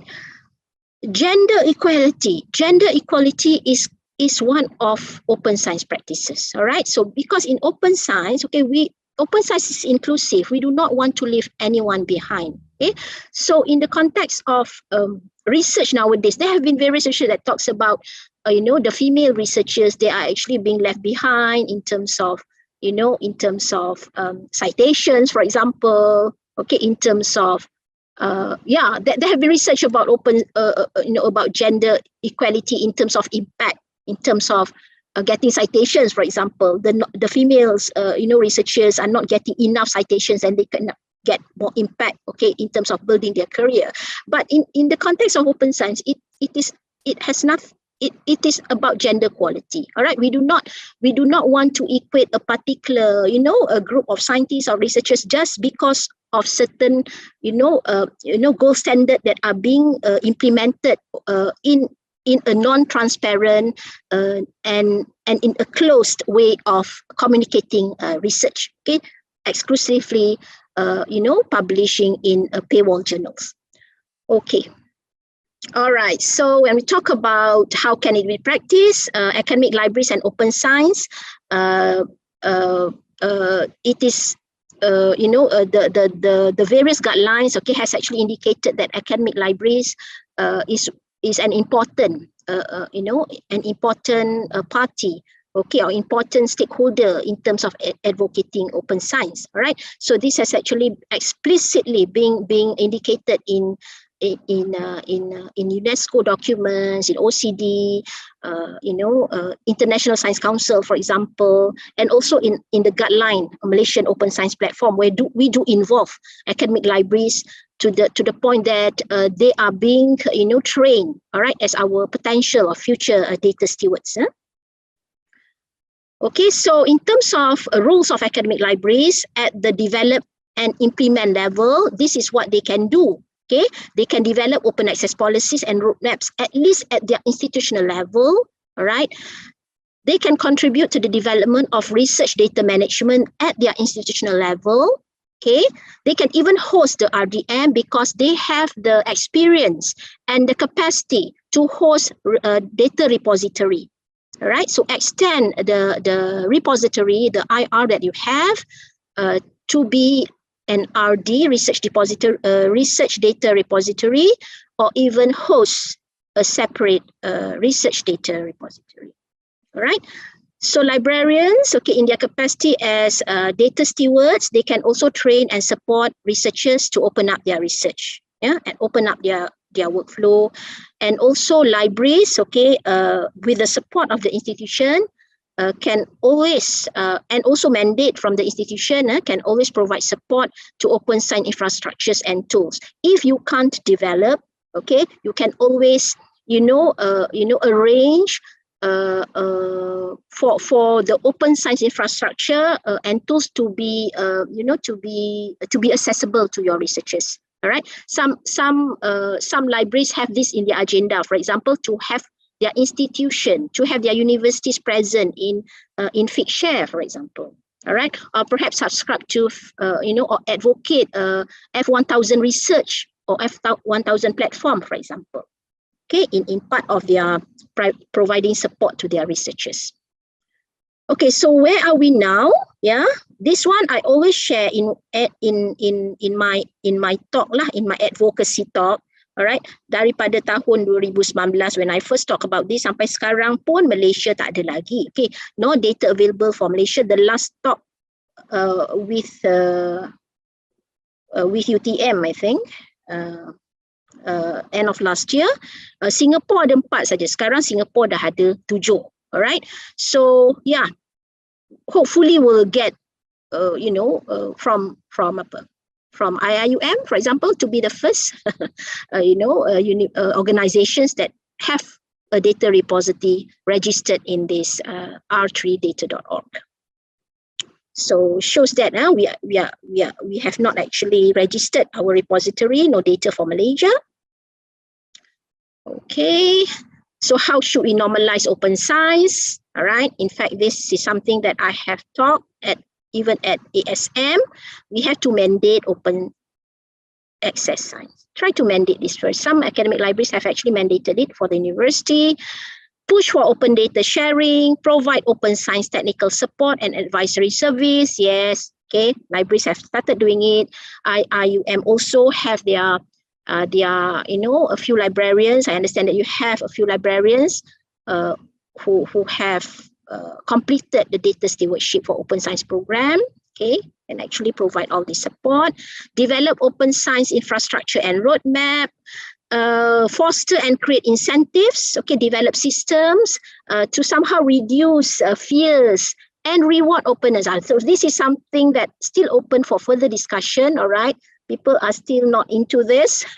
Okay, incentivizing. How do we actually incentivizing open science practices and practice open scholarly communication? Okay, it is not just about publishing, but communicate about research output to the general public, for example. All right, do outreach, activities to promote, not so much to promote, but to communicate the findings of your research so that various parties who have stake at it, okay, will benefit from it. Okay, all right.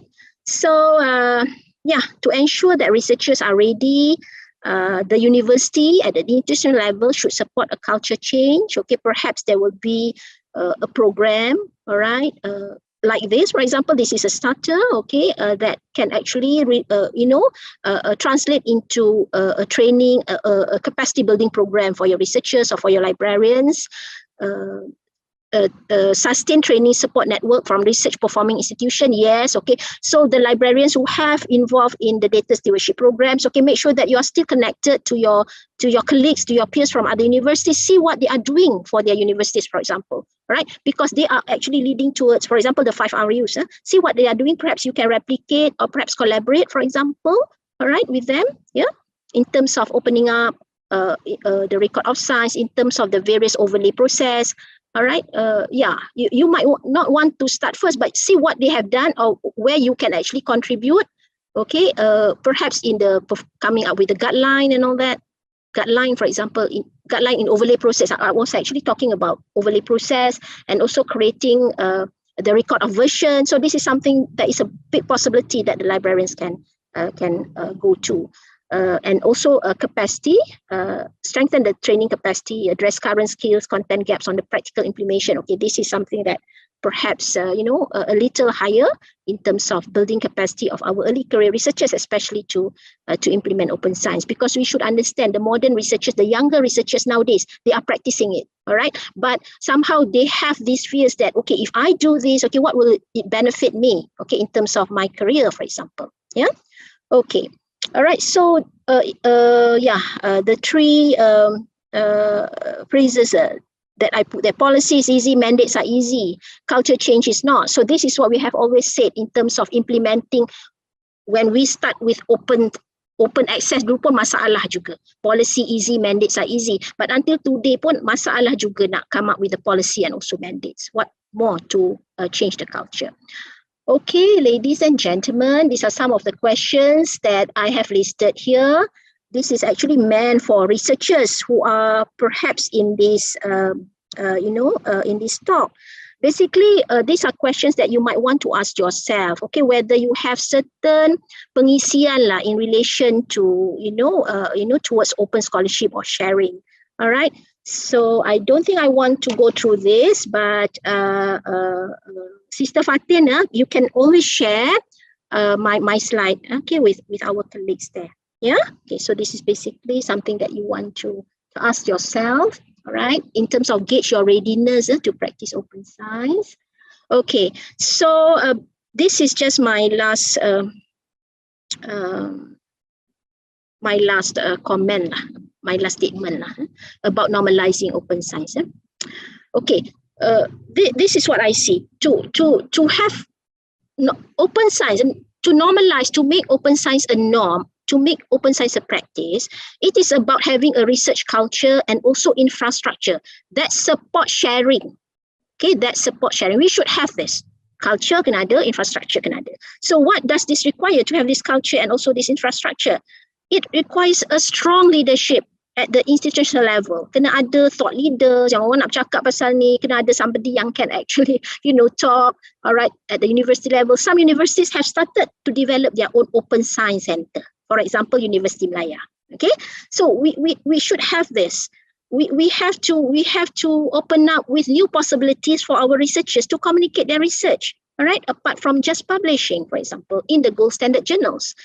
Promote transparency, promote openness, okay, because in the end, if you read more about open science, okay, in the context of reproducibility research and ethics, all right, this can actually promote or advocate ethics and integrity in the researchers, all right, okay, so and also at the researcher level, from the very beginning of the research process sekarang ni, dia dah boleh lagi fikir macam mana to actually practice openness and transparency. Even among our PhD students or full research students, we should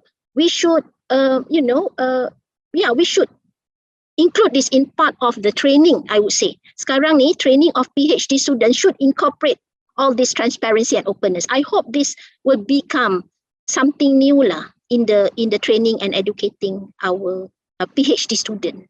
Alright, dalam research method pun boleh juga cerita ni, ataupun alright, other seminars that we can involve our PhD postdoc student. Alright, because the future lies in them. They are going to do it in the future. Okay, so they are going the future researchers, the future professors, right? So they should be competitive, okay, with their colleagues at the international level in terms of practicing open science. Yeah. Okay, so achieving open science will require persistent, coordinated actions on part of the research enterprise stakeholders. Yes, you cannot do it alone. Yeah, you have to do it together. Okay, Assalamualaikum ya. Sains terbuka menggagas kegasaran tanpa kececeran. This is what we have shared tadi through that FMT video. Yeah, okay, so terima kasih banyak-banyak saya nak ucapkan kepada UIA for your invitation. Actually, I'm very glad that you invited me, because this is my first advocacy done outside RU, yeah, outside research universities.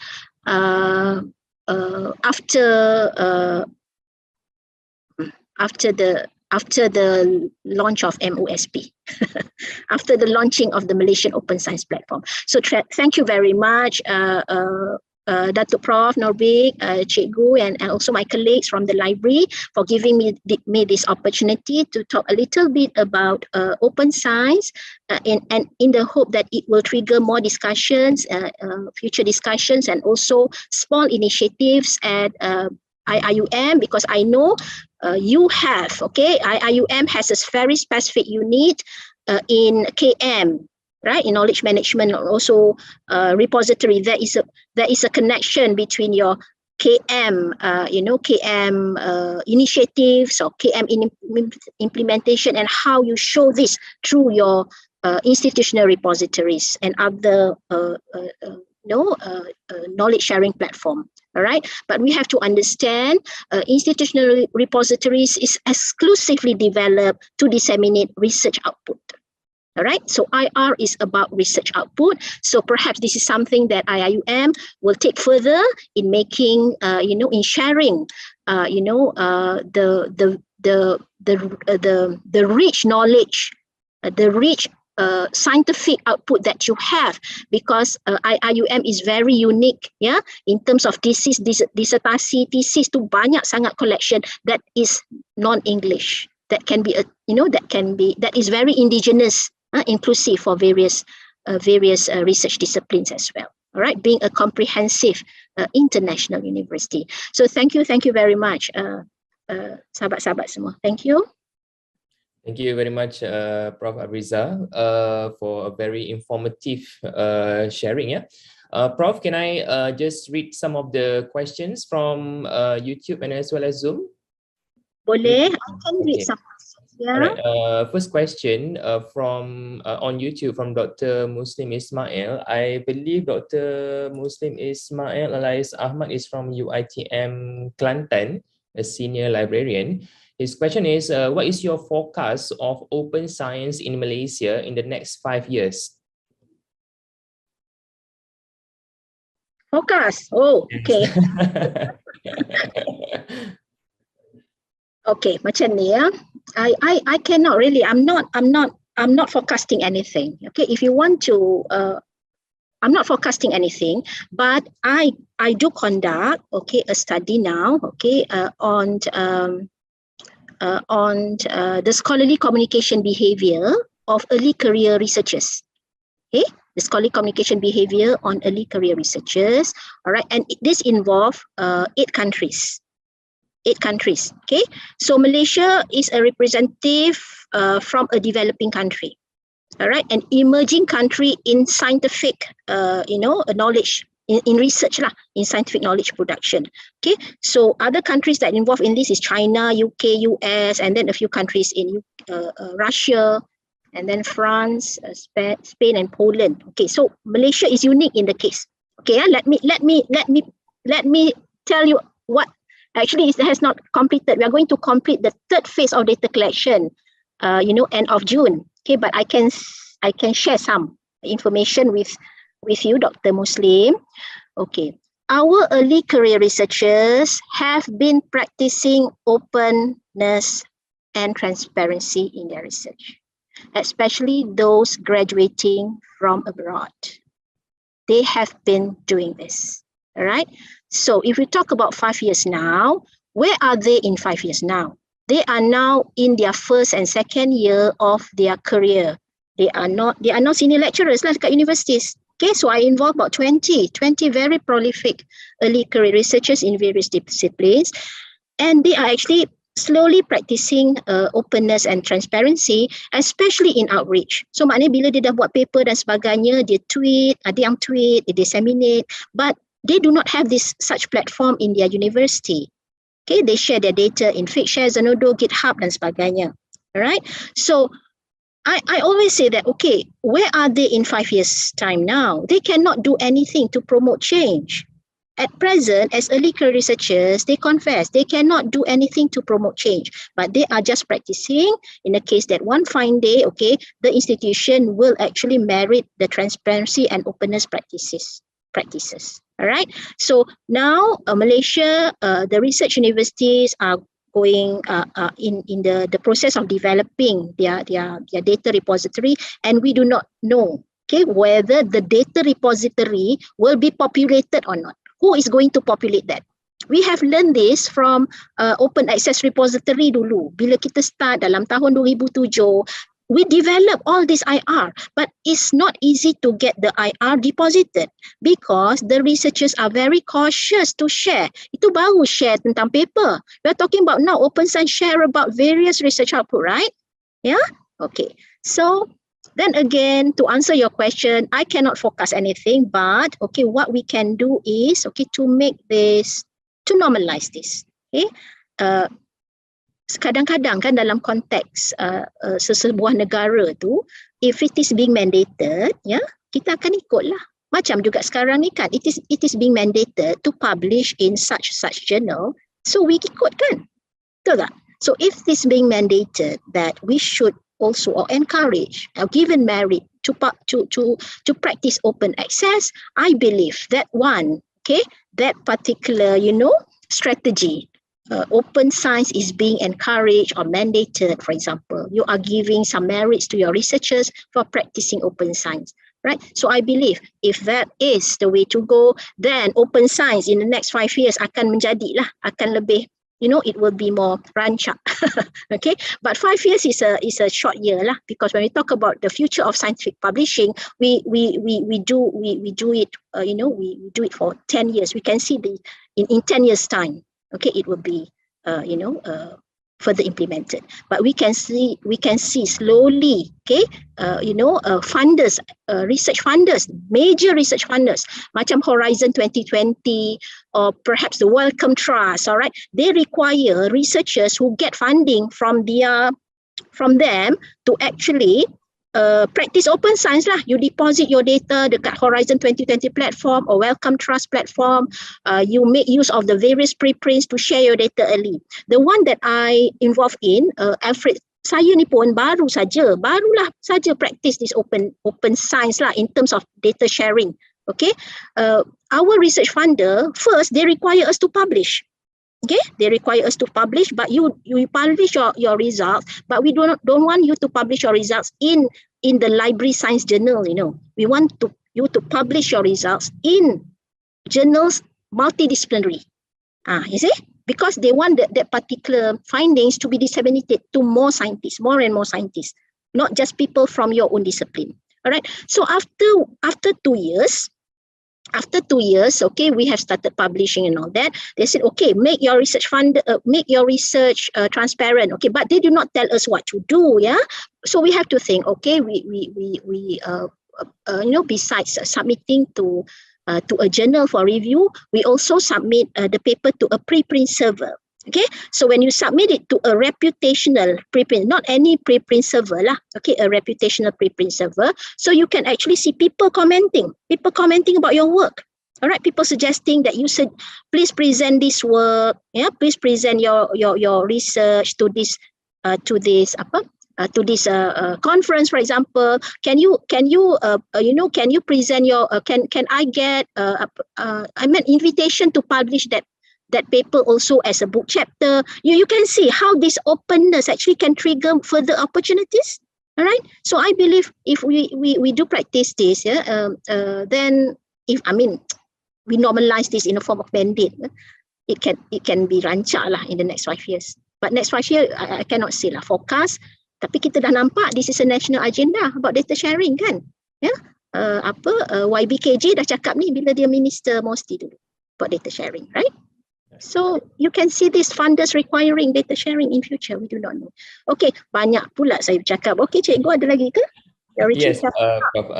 Actually, as a question from Prof Norbik, the way assessment and competition work, for example, among Malaysian universities is almost a zero-sum game, quote unquote. For example, I don't want to share my findings because later on you will compete with me and overtake me. So how should we encourage open science in such a competitive environment? Okay, Prof. All right.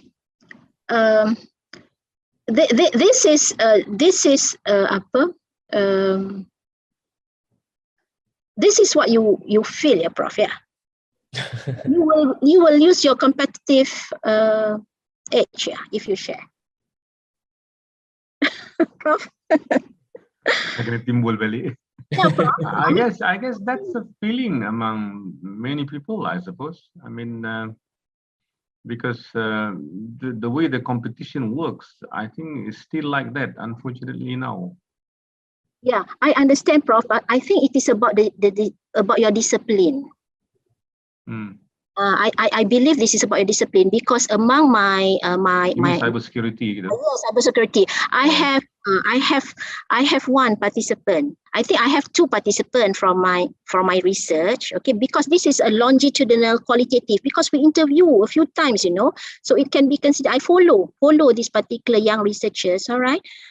Since the first time we met until now, okay, it has been 3 years. Dia kata this is the same thing, okay, in his bidang, cybersecurity. All right. So that's why we talk about fair data. Yeah. Okay.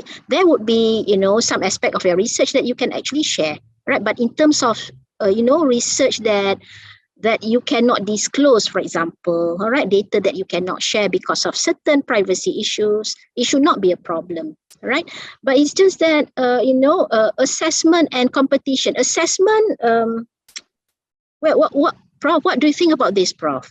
You are somebody there. You're somebody organizations that you also can you have a say, right? In terms of what I talk about, because about the issue on assessment actually somehow deter our researchers to practice open science. Prof Norbik? Betul. What is your input? Yeah. I tanya you pula, tak apalah. If I am someone yang, if I want to champion or to be like the forerunner in a certain field, I'll be very selective on what I want to share with people because I guess that happens even internationally. Countries which are advanced, they don't necessarily easily share whatever. This is definitely more obvious in the area macam cyber security and so on lah, because like I said, knowledge is a weapon. If I can hack you, or if I can hack into your computers, kalau ada 10 taktik, mungkin share 6 je. Dia ada 4, I kena simpan dalam poket. Takut nanti one day you hack saya lebih teruk daripada I hack you, kind of thing. So that's the angle where I'm coming from as well. Maybe I think betul lah, like what you said. It is true in some strategic areas. I mean, some specific areas. For example, if you are doing research with intelligence or military or enforcement agencies or whatever, we cannot easily share such information or findings with anyone. Macam yalah, like I was saying, if I have 10 techniques to hack your computers, I will not share all the 10, because it may end up that, you know, I'll be at risk against you, because we are friends. We are friends today, but I'm not sure whether we're going to be friends tomorrow or next year. Yes, that's true. You don't even share the find. I mean, you do not even publish it, right? You don't even, yeah. But here we're talking about knowledge, okay, that is explicitly captured, and knowledge, knowledge that can be actually coded and shared. Yeah. Okay. I think if the advocacy of open science is in such a way in which you have room to say that memang we encourage openness, we encourage sharing, tapi ada some specific areas yang mungkin kita kena careful, or that we are selective. I think if that is the concept that is being pushed forward, I completely agree with it. Okay, thank you, Prof. Sorry for throwing such a question. Prof Abrizah, that is also why I said that I believe Prof Norbik's question can also be applied to RDM, because this is only the sharing of data, because I got some people informing me that they might not want to share even the data, not let alone the finished product. Prof Abrizah, how do you counter such a campaign with such kind of ideas, kan? What do we say to them supaya kita boleh macam condition their mind or mellow their thinking that hello, yang ni, you know, berkongsi ni satu yang bagus, digalakkan dan sebagainya. Well, some people will walk away and say, no, I'm not going to be doing that easily for all these reasons. Okay, all right. Perhaps I can answer this in relation to Puan Yusrina punya question tadi about RDM. Okay, all right. RDM kena faham lah. It is about managing research data, managing the research data from the beginning of the research cycle, you know, the process, right? From mula-mula sekali bila dia start ada proposal dan sebagainya, funding, application and all that, to the end of you know, having the research output. But we're talking about the managing the research data, It is not about making the research data open. So the ownership of the research data does not lie only on the researcher tau. Some certain parties have the stake at ownership of data, especially the research funder, especially your university, kan, right? And also people in the research group. So RDM, it is not about it is not about sharing lah. It's not about sharing to the general public. It is about managing the research data. So you have it. So maknanya tak ada lah the whole process only you know, ataupun you know, the research data research data plan. Yeah, you must capture the research data plan, whether there is a research data, how is the research data made available. So it has to be captured in your RDM. Alright, it is not about sharing the data. Dia bukan macam open science lah, RDM tu. But it is part of it, right? Okay. So no, RDM should be done in you know, I would say that RDM should be done lah in all research performing organizations. Yeah, it is not just about masukkan data saja dalam tu, dalam repository, right? So you might want to have the data in a repository. is part of the RDM.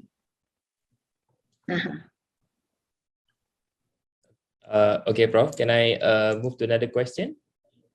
Yes. Yes, this one is from Cik Musa Muhammad Ghazali. If I'm not mistaken, he's a senior librarian from USM. The question is, what's the next step when we already set up the committee for open science? Okay. All right. Okay. This is what being practiced lah. When we have a committee kan, any committee kan, we have a committee. So there will be some tasks that the committee needs to do, right? Okay. Certain tasks, certain roles, for example, who is doing what and all that, what do you wish to achieve and all that. So I would say that you need governance lah. You need some governance in terms of establish a governance, okay, for that particular committee. What does the committee needs to do? How do you go forward doing it? So you need a particular governance for that. So in terms of coming up with, guidelines or policies or mandates or even the infrastructure. For example, you were talking about open science, all right? So at USM, okay, you start off with advocacy kan, Cik Musa, right? You start with awareness, advocacy. So what is the next step? All right. So you want to develop the infrastructure. You want to develop capacity building for your researchers. All right. So you feel that perhaps at USM level, you feel that okay to expedite all these things, to implement all these various open science punya activities and all that, you need to have a committee. Yeah. Okay, so you need to have a committee. So from your committee barulah ada macam punca kuasa umpamanya daripada Senate umpamanya untuk you implement all this. Alright. So after you set up the committee, which I believe endorsed by the Senate, I foresee that you should develop a governance for that. Right? So yeah. Okay, Prof. Another question from Encik Nur Kamarizal, a senior librarian from Asia E-University. Through your experience, what is the best platform to host the data whereby the FAIR principle could be implemented, openness and control of access or data?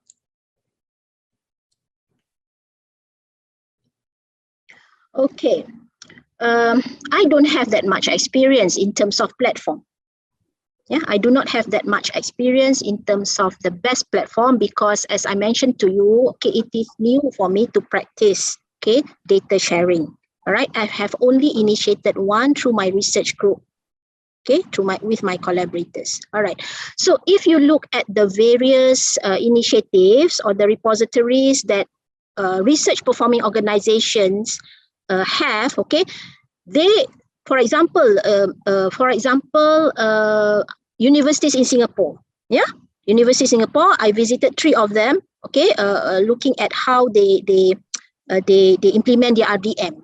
Okay, but in the end, their RDM there is a repository. All right, and they make the repository open. Okay, in cases where the data can be shared. All right, so. This is what I foresee. You can, you talk about the best platform, you can always say, okay, Figshare, dia kata dia punya best platform, Zenodo pun boleh juga. So these are all the global platform. All right, Zenodo, Figshare, and some platform to a particular type of data. Okay, for example, codes, okay, in GitHub, for example. All right, so when we talk about the best platform for your own university, okay, how successful have you been with your current IR? Kamarizal dari universiti mana? Actually, saya baru tukar ke universiti baru. Kita baru nak membangunkan platform platform tu lah. Mana kita nak cari platform yang sesuai. Kita nak control data apa semua tu lah. You want to kita belum apa-apa lagi. Mana kita baru start pun belum lagi, kita baru awareness baru. Okay, all right. So when we talk about developing the best platform, you have to actually look at your capacity juga kan, okay, how much you have and all that, the people that you have and all that, right? Okay, the help, the support and all that. Okay, so in terms of research data, okay, it can actually be developed by using the normal repository software. For example, ePrint pun boleh support data, DSpace pun boleh support data, if you are building it in-house lah. Okay, but if you have money, your university have money, can pay about what? I'm not sure lah how much, but perhaps can invest some money, okay, to have a platform that is hosted by a third party, for example. It will be very, very good. So your university will have a presence, for example, on this platform such as Figshare. Okay, and also the third party will also manage, okay, the various research output that you have, not only the data. Yeah, research output. Not only Abrizah, at the ministry level, dah ada ke initiative to prepare such a common platform for all universities and research organization? I mean, like hosting on a cloud somewhere, cloud yang dekat mampu tu ke, so that everybody just instead of University A buat cara dia, University buat cara dia, there should be one, I guess, at the MOHI level or at MOSTI level. Dah ada ke usaha gitu? At the MOSTI level, it is the top layer, that is the Malaysian Open Science Platform, that will connect all the repositories, okay, from RUs, from other, for example. So MOSP, so maknanya kalau tak ada, maknanya kena ada jugalah. If not, you will be left behind kan? Tapi I rasa tak ada masalah if a particular university can actually work with another university to develop platform. So the MOSP level actually is just connecting to all the various IR that exist in various organizations. Yes, simplest federated search and all that. Yeah, federated concept, yeah. So they need a standard lah, maknanya kita kena ada satu macam bahasa yang sama untuk dia orang harvest kita punya record. Macam tu, betul? Repository yang ada ni semuanya, I rasa it is, I would say, heterogeneous kan? Yalah. Platform agnostic lah, maknanya they can be able to, regardless of the equipment. You kan boleh tengok regardless of you nak guna iPad ke, smartphone ke kan? I think it should not be an issue lah in terms of identifying the repository, because all the repositories that are being developed in terms of hosting research output, and we're talking about repository developed by various parties kan, macam DSpace, MIT kan, Southampton, ePrint and all that. These are all very, very good repository that can actually cater, in terms of hosting research output, including data. So saya tak habis cakap tadi, sebenarnya macam NUS dengan NTU, dia make use of dia punya IR. They replicate another one for research data, and then another university macam SMU, dia ada sendiri, dia outsource. But what I can say is you can make use of your IR, current IR, or you can replicate your IR, okay, and make it a data repository. Boleh. It should not be an issue. All right. Yeah. Okay, Prof. Sorry, please bear with me. I have a few more questions. This one is from Muhammad Rizal Musa from IIUM. What are the appropriate knowledge management models that could be used in an organization context? Appropriate knowledge management models. Oh, okay. Cik Muhammad Rizwan, I'm not a KM person. So we talk about knowledge management model. I know about the, non-ANCA kan, dia ada model that can actually, help us to understand how to capture tacit knowledge. Itu saja. Okay, all right. But what if you are connecting this to open science? Yeah, if you want to connect this knowledge management model that can be used in the context of organization managing the research data, I bolehlah cakap sikit. Alright, what I have actually presented just now, okay, to connect knowledge management or leverage. This is what IIUM kata, leverage knowledge management in the context of open science. So if an organization is managing their own research output, managing their research knowledge, I would say, okay, research knowledge, all right, you extend your current KM. What is your current KM model, or what is your current KM platform? Do you have one for research?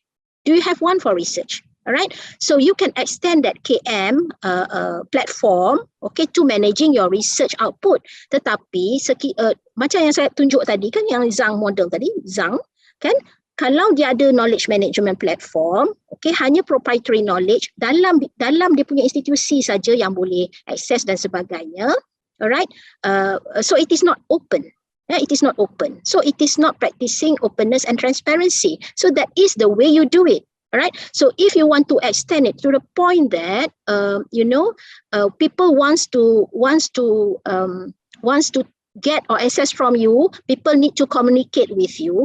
It can also be transparent in your platform, for example, your IR. Yeah. Okay.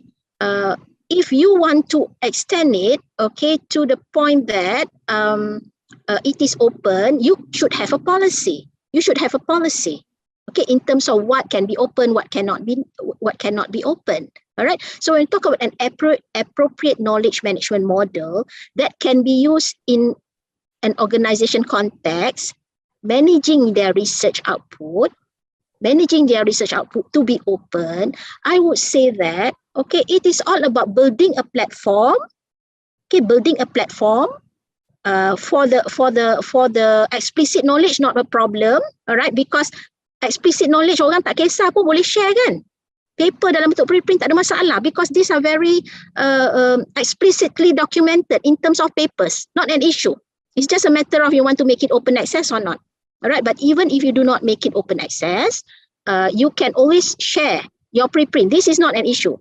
Okay, the issue is now sharing whatever supplementary materials, you punya nota dan sebagainya, notebook, you punya codes, you punya data, you know. Okay, so this is actually an issue.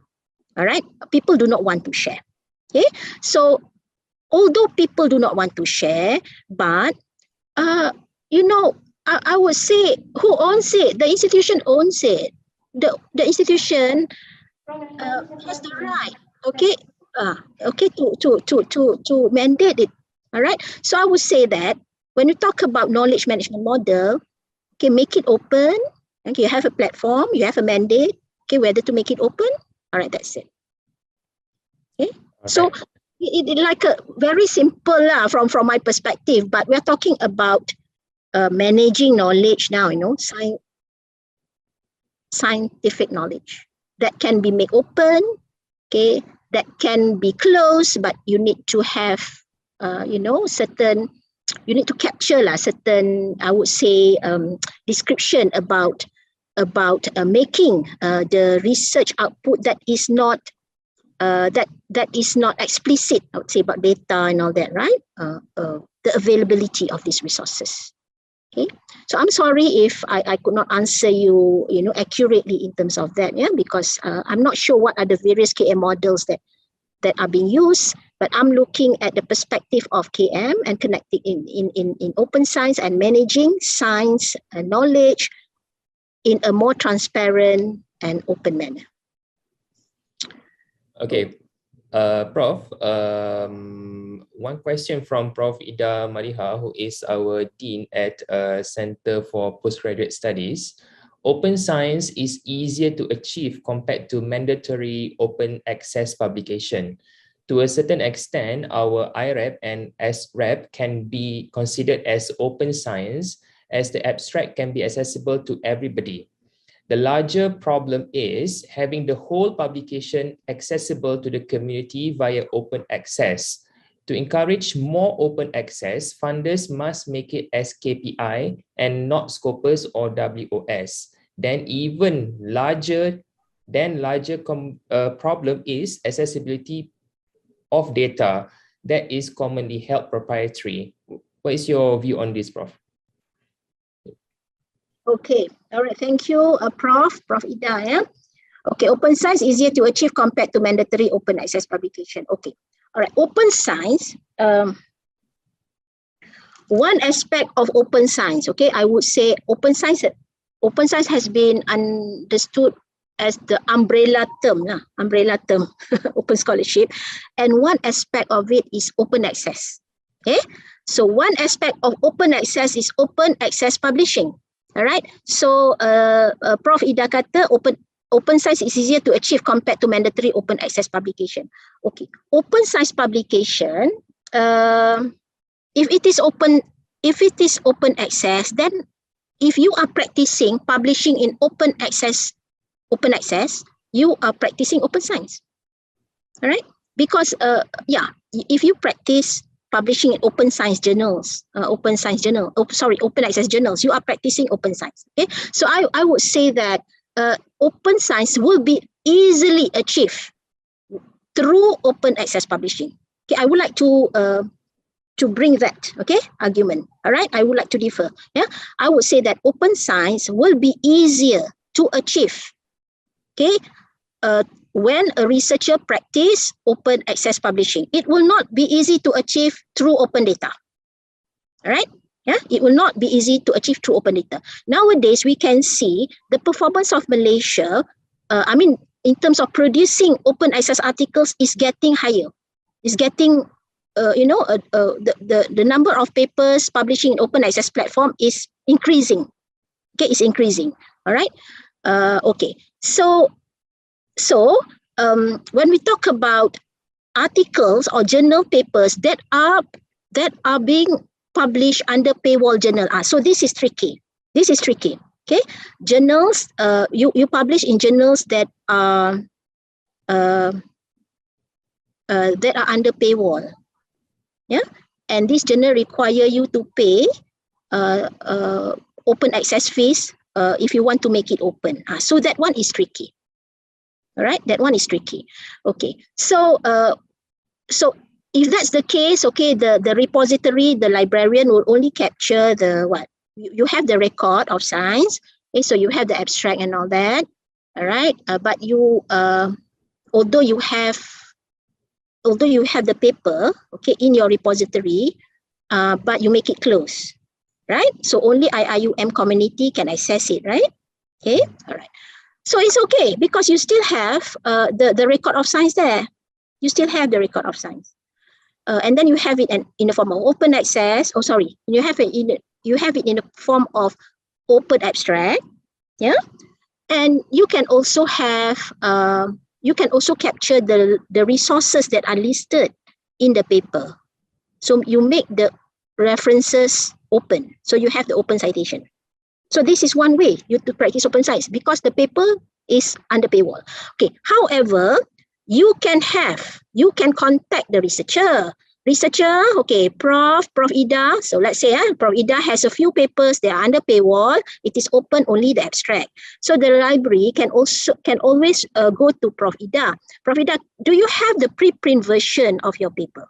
Okay, so you have to check, all right, under Sherpa Romeo or Sherpa Juliet, the provision made by the publisher. Some publishers, they do allow the researcher to deposit the preprint, meaning that maybe the peer-reviewed version, the version that you send, okay, after you have edited or addressed the peer review comment.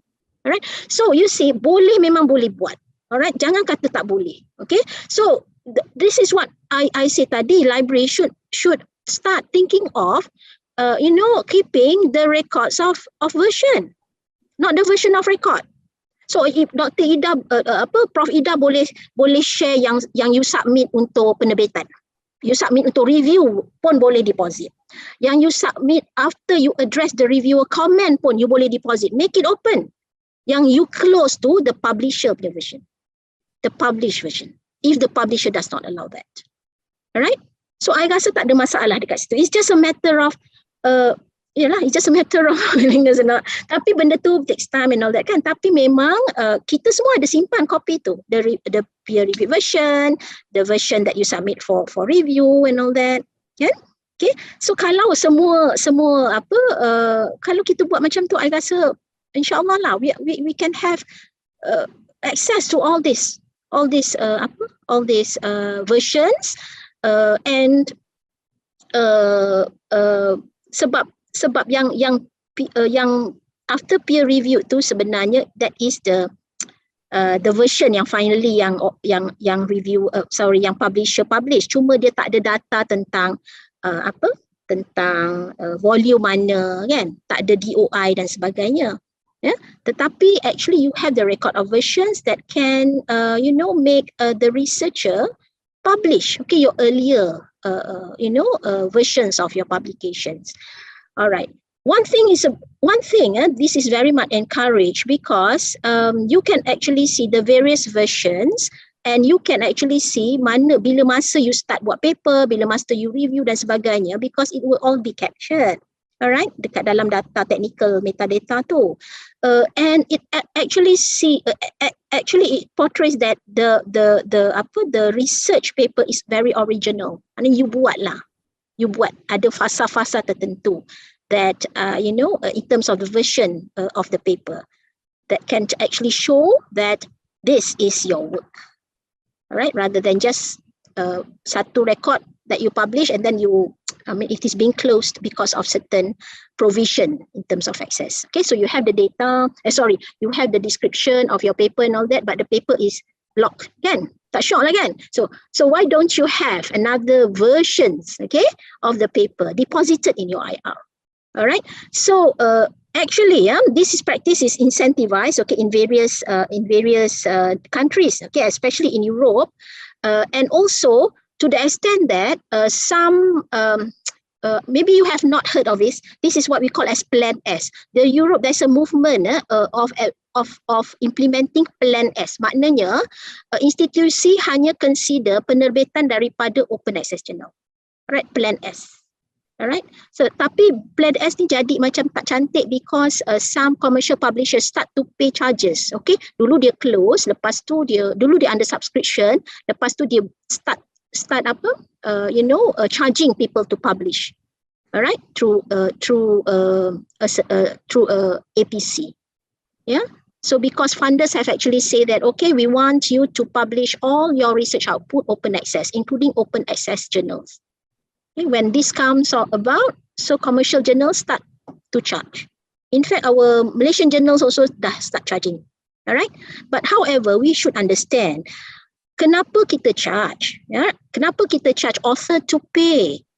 Because the author, this is what we are talking about, papers or research that are from taxpayers' money, meaning that research that are funded by the government or any national or international funders. So the concept is that when you publish, the author will bear the publishing costs so that the reader do not have to pay to read. Okay? So that is open access publishing, all right? So in the end, affordable open access is free to the author and free to reader.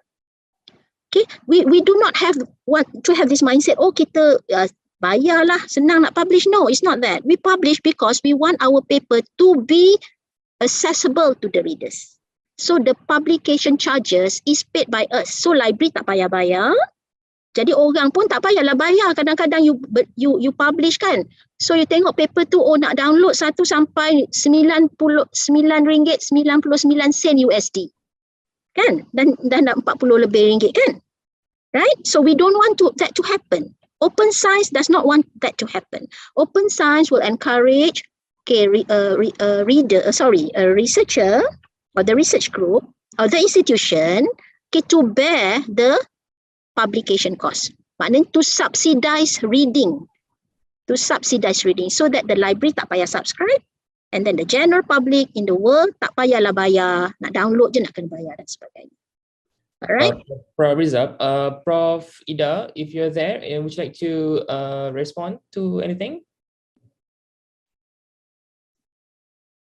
Sorry, as usual, I was doing too many things at one go, multitasking. It's interesting how you view open science in that manner, because like you mentioned that open access is actually a subset of open science. And if you view it that way, then actually we have achieved a lot of the goals of open science, even with our SREP and IREP, because these are already in practice. And a lot of researchers also share their preprint through platforms like SSRN, ResearchGate, LinkedIn. So these are all practices that contribute to open science. So open science have been in existence for some time already, and it is already in practice. My concern is more of open access, because a lot of our local funders, you talk about international funders, that's true. International funders are more supportive of open access. But our biggest funder, like Ministry of Education and Ministry of Science, would rather have Web of Science and Scopus as the preferred publication. But if we can bypass that by having, the abstracts available on our IRAP, and sharing the article when other researchers request for a read. So we have also achieved the goal of open science. So for me, that's a beautiful way of looking at it. So we don't have, researchers like me don't have to worry so much that we are not supporting this open science thingy. Thank you very much. What will be more difficult is actually open data, because we organized a workshop on open data previously. When we do research, things like statistics are not so easy to get, especially in Malaysia. We need to request for statistics from the various ministries. We have to pay some of the statistics, when actually these are like raw data that is really necessary when we do research. And it'd be good if at that level, a lot of this research data is shared. And that will be the next step. I think that is the larger issue, whether researchers are willing to share. Like Prof. Norbik saying, if you share, then your competitors will compete with you based on your data. Thank you very much. Thank you, Prof. Prof. Abrizah, a very quick one, because we already half an hour past 12. From Prof. Roslina Osman, if I'm mistaken, from Kuliah of ICT, KM used to discuss stolen ideas as part of knowledge acquisition, especially the textile knowledge. Any help from open science practices?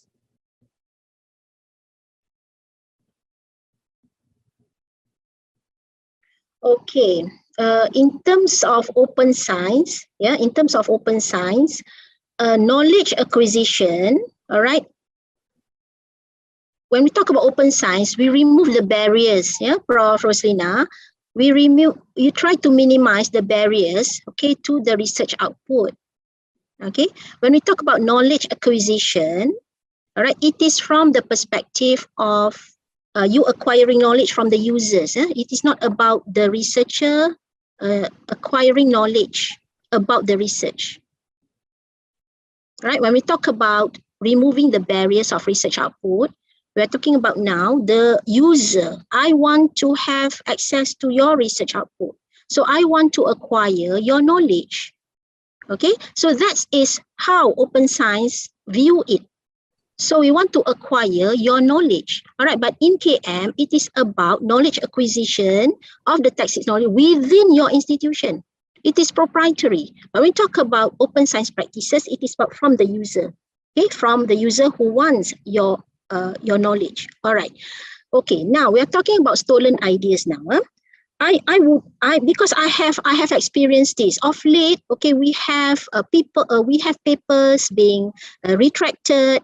We have people complaining. Even universities complaining to another universities that a particular thesis is being plagiarized.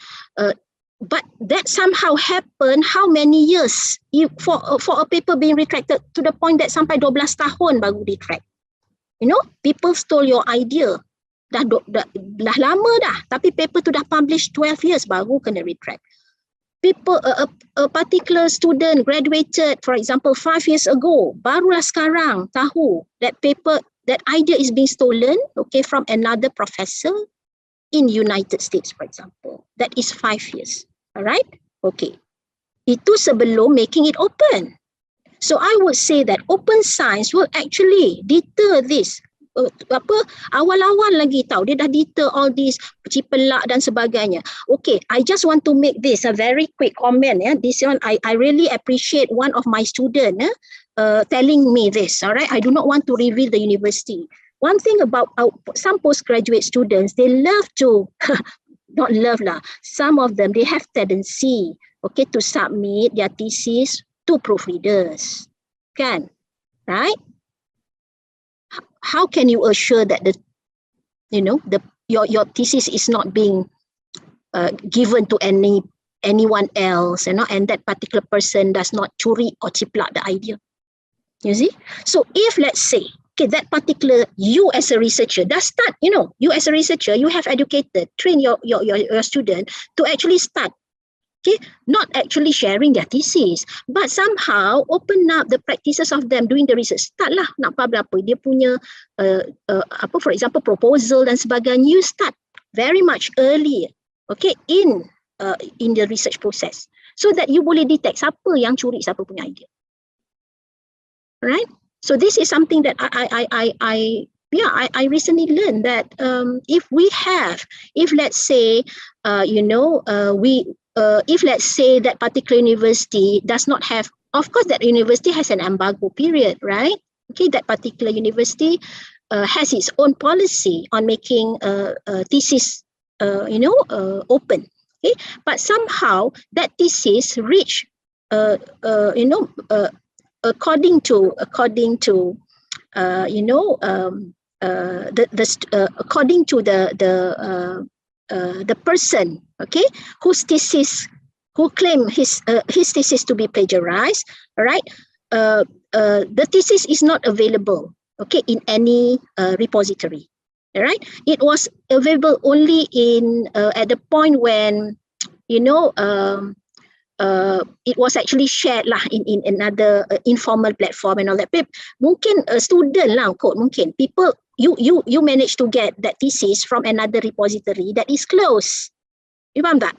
For example, IIUM, you close your repository thesis kan? You close, okay? So somebody from your university managed to get it, download it, and that perhaps it is being shared, okay, in an informal platform, mungkin terlalu email dan sebagainya, alright?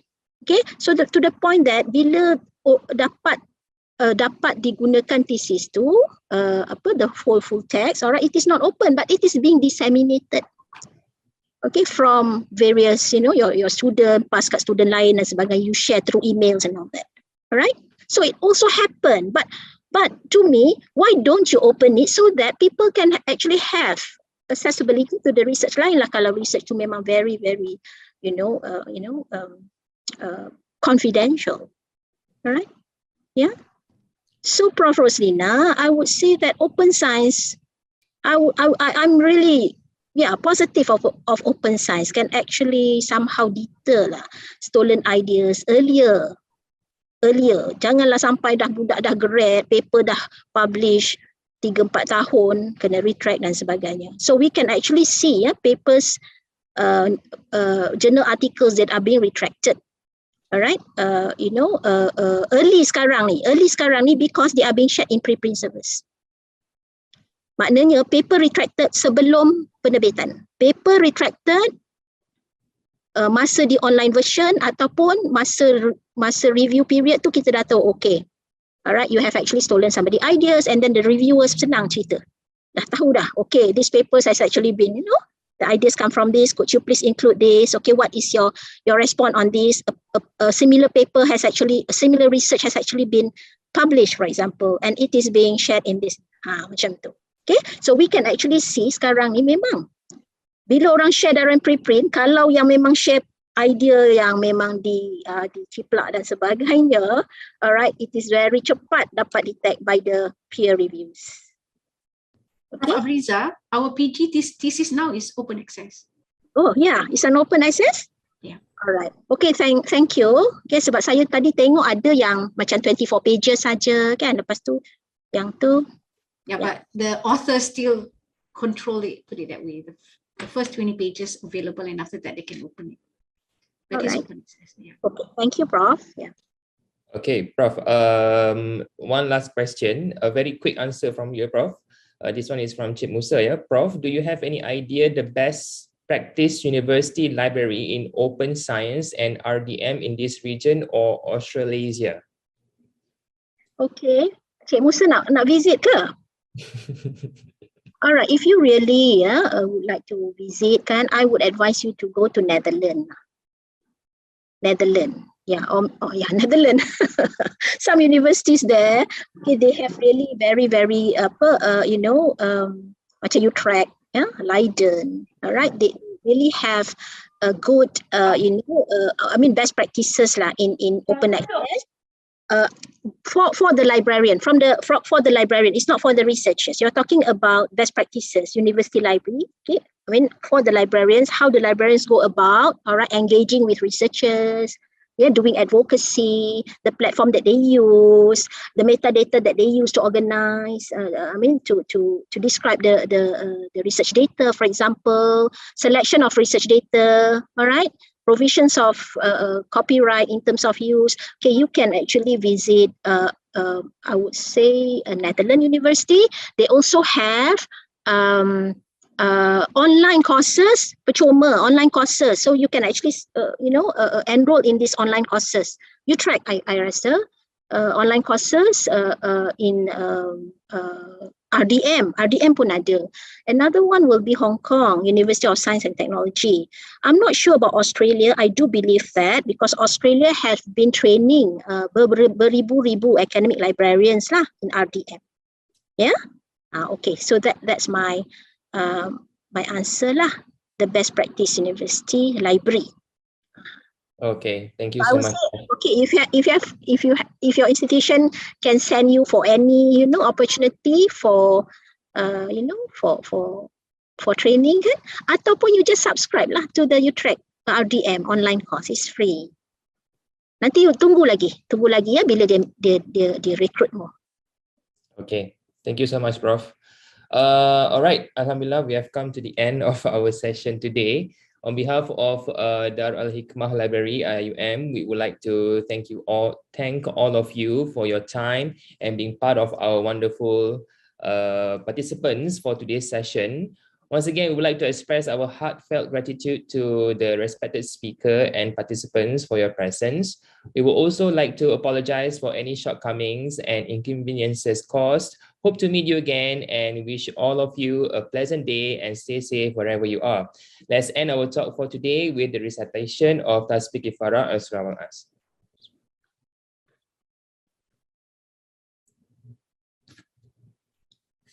Wabillahi taufiq wal hidayah. Wassalamualaikum warahmatullahi wabarakatuh. Thank you, everyone.